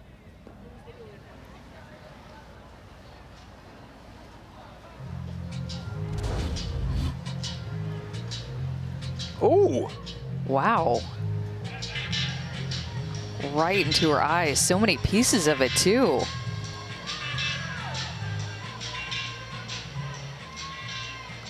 Wait a minute. It went from her cleat, and the ball hit it off of her cleat. Are you kidding me? At first, I thought it was off of the ball, and I was thinking she would have felt that, but that dirt came off of her cleat and then exploded in the middle of the pitch. It's ridiculous. What are the odds of that happening? It's not quite Randy Johnson hitting a bird, but it might be even more impressive. Great job by our camera operators to get that shot. Wow. That's some beautiful mow work right there. 3 and 2. I can 100% confidently say I've never seen that in my life. Never. Wild things happening in these night games, Kevin. 3 and 2. Right back to Grind. How about that? She gets out of it with the dirt ball. And she goes flying into her teammates, waiting arms. What is left in Oklahoma City? We're about to find out. Aaliyah Binford has just continued to pitch to her strengths, which is down in the zone, oftentimes away from these hitters, but she just hasn't elevated much and left much over the heart of the plate with her changeup that she can vary as a different type of off-speed pitch that has just been diving down. She has been in a zone at the bottom of the zone and has led to a lot of strikeouts, a lot of ground ball outs, and it's been difficult to elevate her based off of how she's been down in the zone. 6 strikeouts in relief after she had 1 strikeout in a 6-inning complete game yesterday. Effective in a completely different way. She was a ground ball machine against Texas Tech. Did not give up an earned run, but lost 1-0. Brianna Lopez started this game. And remember the interesting move that Jamie Traxel made. She brought in Miley Wachenio. Wachenio got it out on a sac bunt, threw 1 pitch to Des Patman, and Jamie Traxel said, it's time for Binford. Took her out in a 1-0 count after 6 pitches. And here's Binford, who's now thrown 72 pitches after 82 yesterday, trying to send this game to the 10th. The Ducks cleanup hitter, Paige Sinicki, trying to stop her. 1-1 to Paige. They just haven't been able to pick up her changeup at all. I feel like when Binford has thrown that early in the count, they've been out in front of it. When she's thrown it with 2 strikes, they've been out in front of it. Her changeup has just been difficult for them to pick up.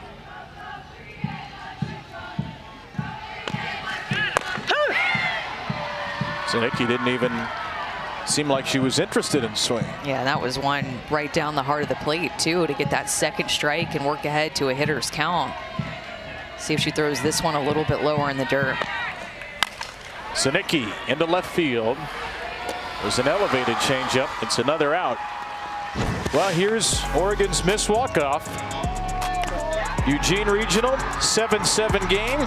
Game 7. Goodbye. 3-run home run to send the Ducks to the Super Regional. And in the next game, her line drive single beat Liberty in 8. The last extra inning Duck affair. So, of course, she's not going to bat. It'll be Bracy Rosa instead. Oh, that's some after midnight nonsense right there. Batman had a 2-run single today and 3 strikeouts since. And Bracy Rosa thinking, hey, maybe you could start a Bracy Rosa walk-off package after this one. She's got 6 home runs out of her 20 hits, 519 slugging, 394 on base. Pretty good season in a year where she has started 30 games.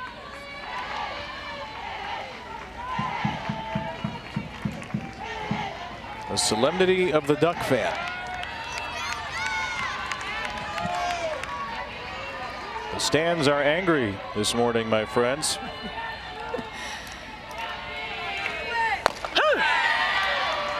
Rosa 1 for 6 as a pinch hitter on the year. Only hit against Jamie Traxel's old team, Minnesota, April 13th. Trying to do so on May 31st. We have once again crossed the threshold into the post-midnight era at the World Series. It's now Saturday here in Oklahoma City. It's still Sunday night in Eugene. It's Saturday morning in Oxford, Mississippi. Swing and a miss. Down goes Rosa. It's like Binford's throwing 2 different types of changeups. One change will just stay through the zone and float through like a changeup, and then another one serves as kind of like an off-speed drop ball where she gets on top of it and it just falls off the table. The off-speed drop ball, that pitch has been the one that Oregon has been so far out in front of. They are just not picking it up at all out of her hand. She struck out 3 of the last 5. What is it that they're not seeing? How are they having such a hard time with this? Because both of her drop and that off-speed drop are over the top spin, and it's just very difficult to pick up what speed that is coming out of her hand. Getting caught in between, thinking that the changeup is 67 that she's throwing there, thinking that the drop ball is at times 58. I mean, they just cannot get on time with anything that she's throwing right now. Kaylin Jones has a base hit. That's that one that will just stay up out of her hand, and then she'll be able to expand the zone down with that off-speed drop ball. Jones just a single home run on the year. Drove in the Ducks' last run in the 5th and pops this one into the crowd, where it is misplayed by a gentleman in a Nike shirt. Good effort, though. Got to go for it. Kind of looks like a young Robbie Hummel. Robbie, though, much better hands.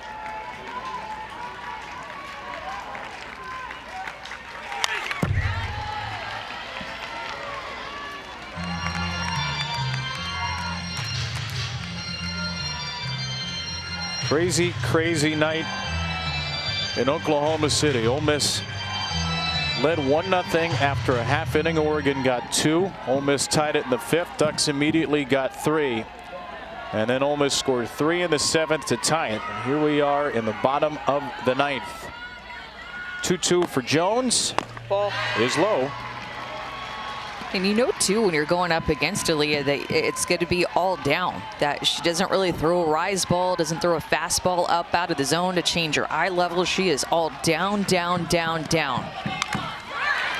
Oh, foul ball off of Lexi Brady.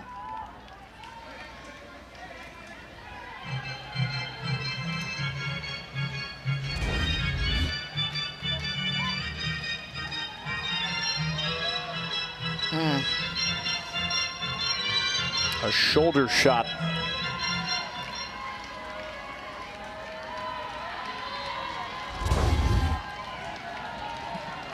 Kaylin Jones is at the best at bats against Benford. She'll see an 8th pitch, and she'll pop it up, and we'll go to the 10th.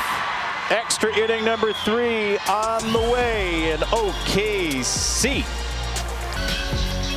Well, later today, Nyjah Kennedy returns to the circle at the World Series. Fresh off a 2-hit, no-walk, 10-strikeout shutout of Ole Miss. It'll be a familiar matchup of pitcher versus team, not team versus team. Nyjah Kennedy, 4 starts at Stanford against UCLA, dominated the Bruins, but didn't get any run support. Went 1-2 despite 4 earned runs in those 4 starts. Gave up a home run to Megan Grant. A couple of All-Americans will go head-to-head Saturday night, later tonight at 7 Eastern on ESPN. Yeah, I love the familiarity in that matchup. And how about Texas Tech's offense has just found different ways to score for Nyjah. A lot of unearned runs that they've put on the board for her as she just continues to be consistent, dominant, and loves to pitch on this stage. Here's Jamie McKay, who's one of the big reasons we're here. Tied the game with a 2-out, 2 RBI pinch hit single in the 7th off of Lindsey Grine. 126 pitches by Lindsey Grine, who threw 96 in day 1 of the World Series. So we've given Leah Benford her flowers, and rightfully so, and Lindsey Grine certainly deserves hers as well. In a span of a little more than 24 hours, Lindsey Grine has thrown 223 pitches. She's just been awesome. Giving up some runs, but remember, Oregon made 3 errors earlier, so Lindsey Grine's pitch count climbed a little bit too high earlier because of some uncharacteristic mistakes from the nation's 3rd best defense by fielding percentage. Bottom 3 in the Ole Miss lineup here, and she strikes out McKay to kick off the 10th. I haven't seen a ton of off speed from Lindsey Grine, and her changeup is just about 8 or 9 miles an hour slower than her harder stuff, but that's it right there. Great pitch, moves down and away from McKay. Ole Miss has been seeing her a lot, obviously, in this game. Maybe start seeing that changeup a little bit more to give them a different look, as they've been on time a lot with their hard stuff. since the McKay tying single, Grind has retired 8 out of 9. And she's thrown 6 first pitch strikes in that span. She's only gone to 1 3-ball count in the last 3 innings. Seems to be growing stronger as the game goes on. A career high now 8 2/3 as she's ahead of De Leon 0-2. We just have 2 competitive pitchers going at it in this game who just are not giving in to these long innings, and these hitters having a lot of looks off of them. Continuing to mix. Swing. There's a swing by De Leon. There's another strikeout. Lindsey Grind 132 pitches and still feeling it. Going to her off-speed pitch again. So back-to-back strikeouts on an off-speed pitch. That one in the dirt. De Leon way out in front. And you have 2 phenomenal pitch callers with Missy Lombardi calling pitches for Lindsey Grind for Oregon, and then Nancy Evans calling pitches right now for Aaliyah Binford for Ole Miss. Look at her continue to go to this off-speed pitch over and over again late in this game. It's like she's turned into a new pitcher, 100+ pitches deep. I like the confidence that she's throwing that pitch with. Pitch she only throws 7% of the time. Miss Lombardi keeps going back there. She buries a harder drop ball 1-1.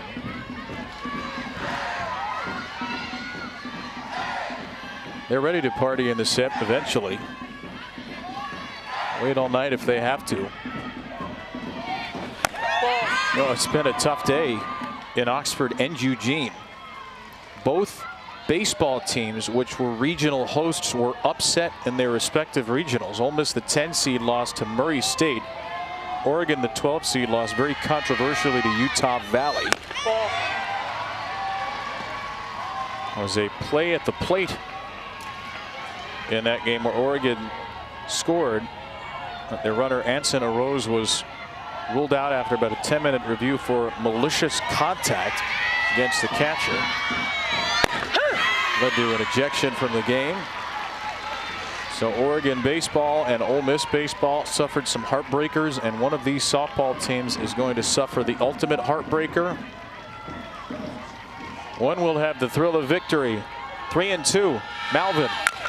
Ground ball to short. Too tall for Sinicki. Taylor Malvin has her first hit of the night.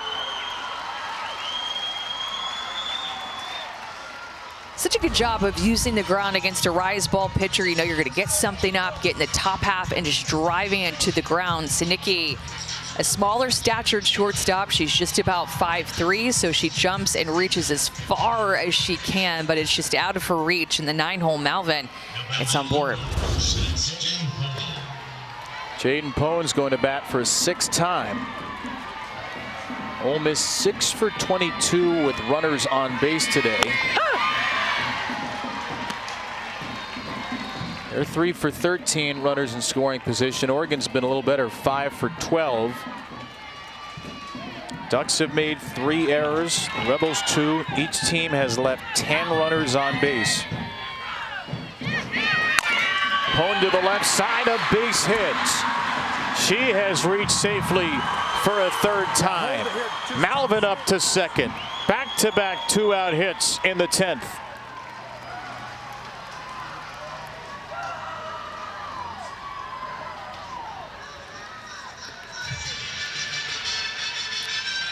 And another moment for Lair Boutte. First of all, Jim Bertuzzi and Marty Abzishin are getting together. The ruling on the field was the runner at first base left on time. Oregon is challenging that call. The previous play is under further review. Yeah, that'll fill out the softball bingo card. A challenge for a runner leaving early. It was Malvin at first.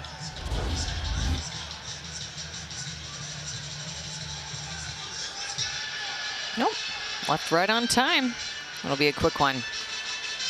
Been seeing a lot of these as just a ball out of the hand. She's clearly still on the bag, but been seeing a lot of these. I'm calling it a Hail Mary play to just see if maybe you can catch her off guard and use this runner leaving early with the video replay review. Any of this, do you think, to After review, the ruling is upheld. The runner left on time. That is Oregon's second and final challenge of the ball game. try to just slow grind down, maybe just slow the heartbeat for your pitcher after a couple of hits? Yeah, it could be, just to try to slow the momentum and just see if it works. Been seeing Oregon kind of cheating defensively. So take a look at third base. Flannery and Sinicki hopping opposite ways. Flannery protecting the line. Sinicki hopping and moving up the middle of the field. Just create an even bigger hole on the left side. Butte now with back-to-back hits on the first pitch. Not swinging here on the 141st pitch of Lindsey Grind's night. And the 237th. The last two games. The senior at her third school, Butte, lobs one into the stands. Young woman out of Riverside, California. Her dugout is dancing. The Duck dugout demoralized.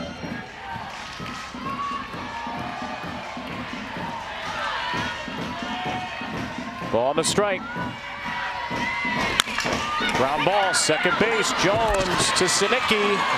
Ole Miss leaves 2 in the 10th. They've left 12 in the game. It's Cox, it's Flannery, it's Maaki. It's 1 to win for Oregon. Well, we showed you in the top of this inning, the Oregon dugout was very quiet. Lindsey Grind got out of a jam, and it looked like, Amanda, she decided to take matters into her own hands during the break. Yeah, this is your pitcher, your leader, just giving you even more energy here, trying to fire up her offense to just try to finish this game. She has been very vocal in this game, an elimination game, picking up her teammates in all different types of ways, whether it's pitchers on her pitching staff, her first baseman and Riley McCoy, her hitters here. And that's a leader on this team right here. And again, a huge get for Oregon when she came over from Virginia Tech. Missy Lombardi was in that huddle just listening to her first-year pitcher. Emma Cox into the shortstop hole. Emma Cox is safe at first with a bobble by the substitute shortstop star. One pitch after that Lindsey Grind meeting, the Ducks have a runner on. And with so many strikeouts that Binford has had in these later innings, no surprise at all to see Emma Cox go up swinging early, something up in the zone, hits it hard, pulls star deep into the hole. Wouldn't have had a play on that. That's going to be an infield single for Emma Cox to start off this inning.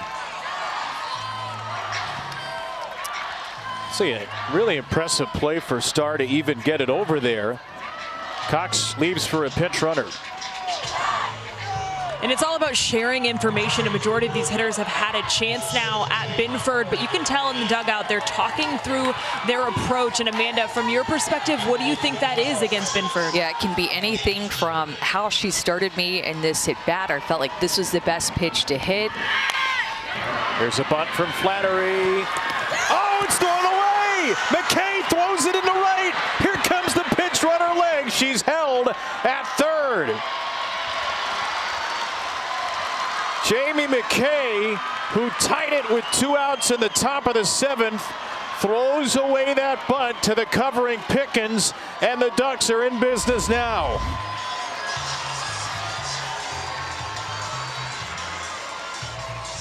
Looked like a throw to me that Pickens could have had. She was kind of leaning more toward the dugout, and the throw took her toward the middle of the field, but not a terrible throw by McKay. Just Pickens looked like she wasn't on the ball of her feet, more on her heels, and couldn't come away with the catch. And look at this situation now for Oregon. Whew. It's a sac bunt and an E3, second and third, and the only runner that really matters is the one at third with nobody out. McKay, again, I don't think that's a terrible throw. I think Pickens should have that, and Sam Marder throws up the stop sign as leg was rounding hard, but understanding better to have a couple of runners in scoring position, no outs, with multiple chances now to score that runner from third base. And Percy Yamas is not in the game at first because she was substituted twice for pinch runners. So instead of the lefty Yamas, it was the righty McKay trying to make that throw. And now it's Stephanie Maake. One base advancement to win it against Aaliyah Binford. First pitch taken for a strike. If Aaliyah Binford is able to wiggle out of this one, it's going to take something really special. More pitch to contact, but has been getting strikeouts later in this game, and strikeouts is exactly what she needs right now to be able to get out. Maake to deep left field. If it's fair, it's over. It is foul.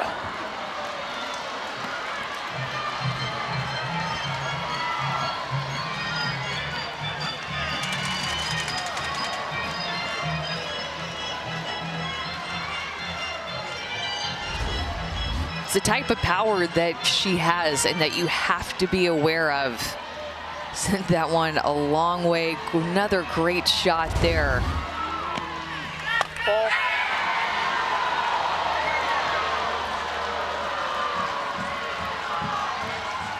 The freshman out of Salem, Oregon, 14 for 27 with runners in scoring position this year. Leg the winning run at third in this elimination game.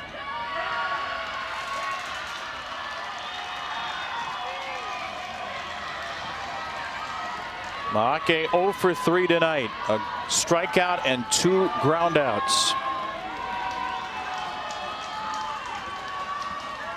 And Binford calls for time again.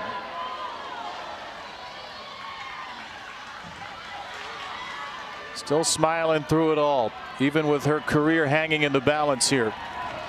A 1-2 is down and away. Secured by Brady. Anything that gets away, the way Reagan Legg runs, the way that Oregon runs, it's probably going to end the game. 2-2 for Maake. 5-5, bottom 10. Ball. Way outside, and she's worked it full. She's just trying to lift something to the outfield. Sacrifice fly would work beautifully with the more home run power. Hit the ball in the air, hit the ball to the outfield here with the runner at third base. So many different options to score. 3-2. Ground ball, Binford. She's got Legg hung up, and Legg is out at third. They got her at third.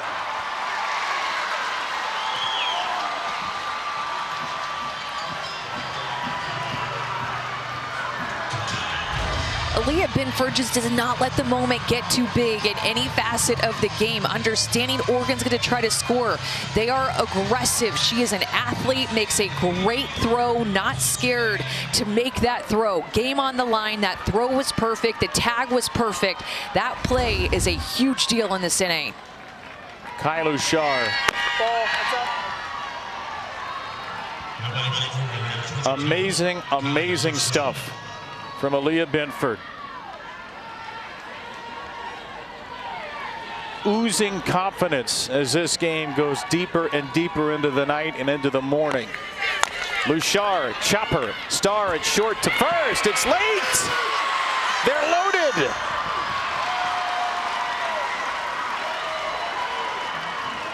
Infield hit number 62 of Kai Lushar's season, and the winning run again is at third.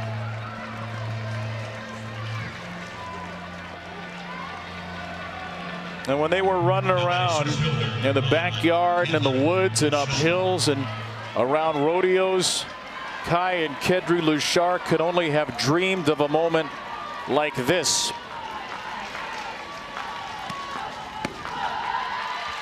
One ball and no strikes.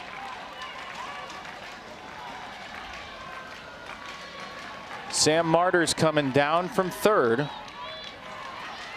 Right now, Flannery is the winning run at third.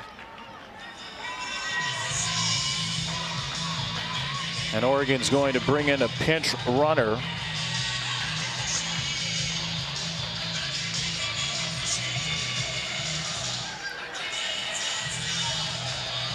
This will be Presley Lawton.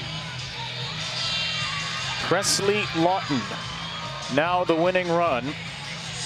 Now the runner who could end this magical ride for Ole Miss and propel Oregon into a meeting with either Texas or Oklahoma on Sunday night. One ball, no strikes. The All-American Kedri Lushar takes in the dirt. It's 2-0 with no place to put her.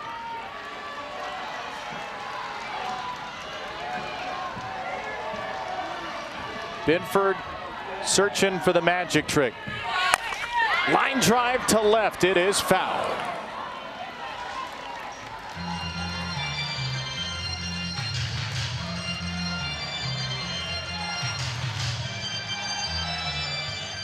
It's a moment where any pitch could be the last pitch in the extraordinary careers of players on these teams.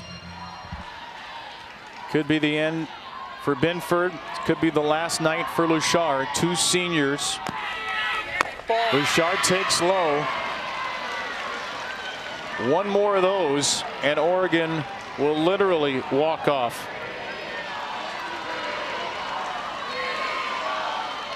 Binford's brought it all week. She's got to bring it here. 3-1. Ball 4. Little Sis with the walk-off walk after Big Sis's infield single. Kedri Lushar with the take of her life.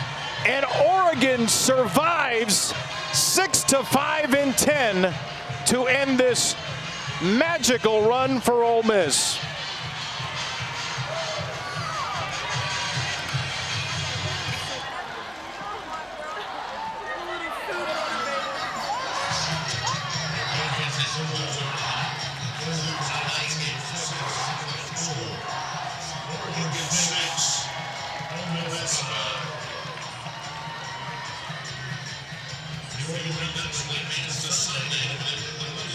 The winning pitcher, Lindsey Grine, who has got to be exhausted beyond belief right now, through 9 1/3 innings and 144 pitches, and in a game where somebody has to be the losing pitcher. Aaliyah Binford gets a fate she didn't deserve after a superhuman couple of days in the circle and at the plate. Downstairs with Taylor. Thank you. You guys had not been able to get anything going against Binford. How were you able to do it that last half inning? We just sold out to one speed. That's what we talked about, and we executed that. So when she gets you 3-1, what are you thinking? Ball down the middle is the only thing I'm swinging at. I'm taking a ball. Lindsey Grine, phenomenal tonight. What stood out to you about her performance? She's amazing. She has so much fight, so much energy. I put her up against any single hitter in this country. You as a little girl, you and your sister imagining moments like that, what would you tell that little girl? Stay calm, breathe, and just have fun. What makes this Oregon team special? Our energy and our love for each other. Our love for each other. We can do anything. Thank you. Kevin? Taylor, thank you. Kedri Lushar right there. Tell you what, as a neutral, hate to see either of these teams go home. Thanks to Ole Miss for the incredible run they had in this postseason. Boy, were they fun to watch. And now Oregon can rest. Maybe they should just stay in bed for the next 36 hours. They've had a couple of nights. The fight between these two teams is exactly what we expected from what we saw in the postseason. It did not go away here on this field. It ends on a walk-off walk. Oregon 9-0 after a loss this year. Their 4th elimination game win in a row in the tournament. Kedri Lushar with a walk-off walk to win it. Ending this amazing run for Aaliyah Binford. What a great career and what a great season for Ole Miss softball, which is firmly on the map. Just a shrug and a hug for Missy Lombardi. That'll do it for us on this Saturday morning at the World Series. For Amanda, for Taylor, I'm Kevin. Somehow I think SVP's still awake. Time for SportsCenter.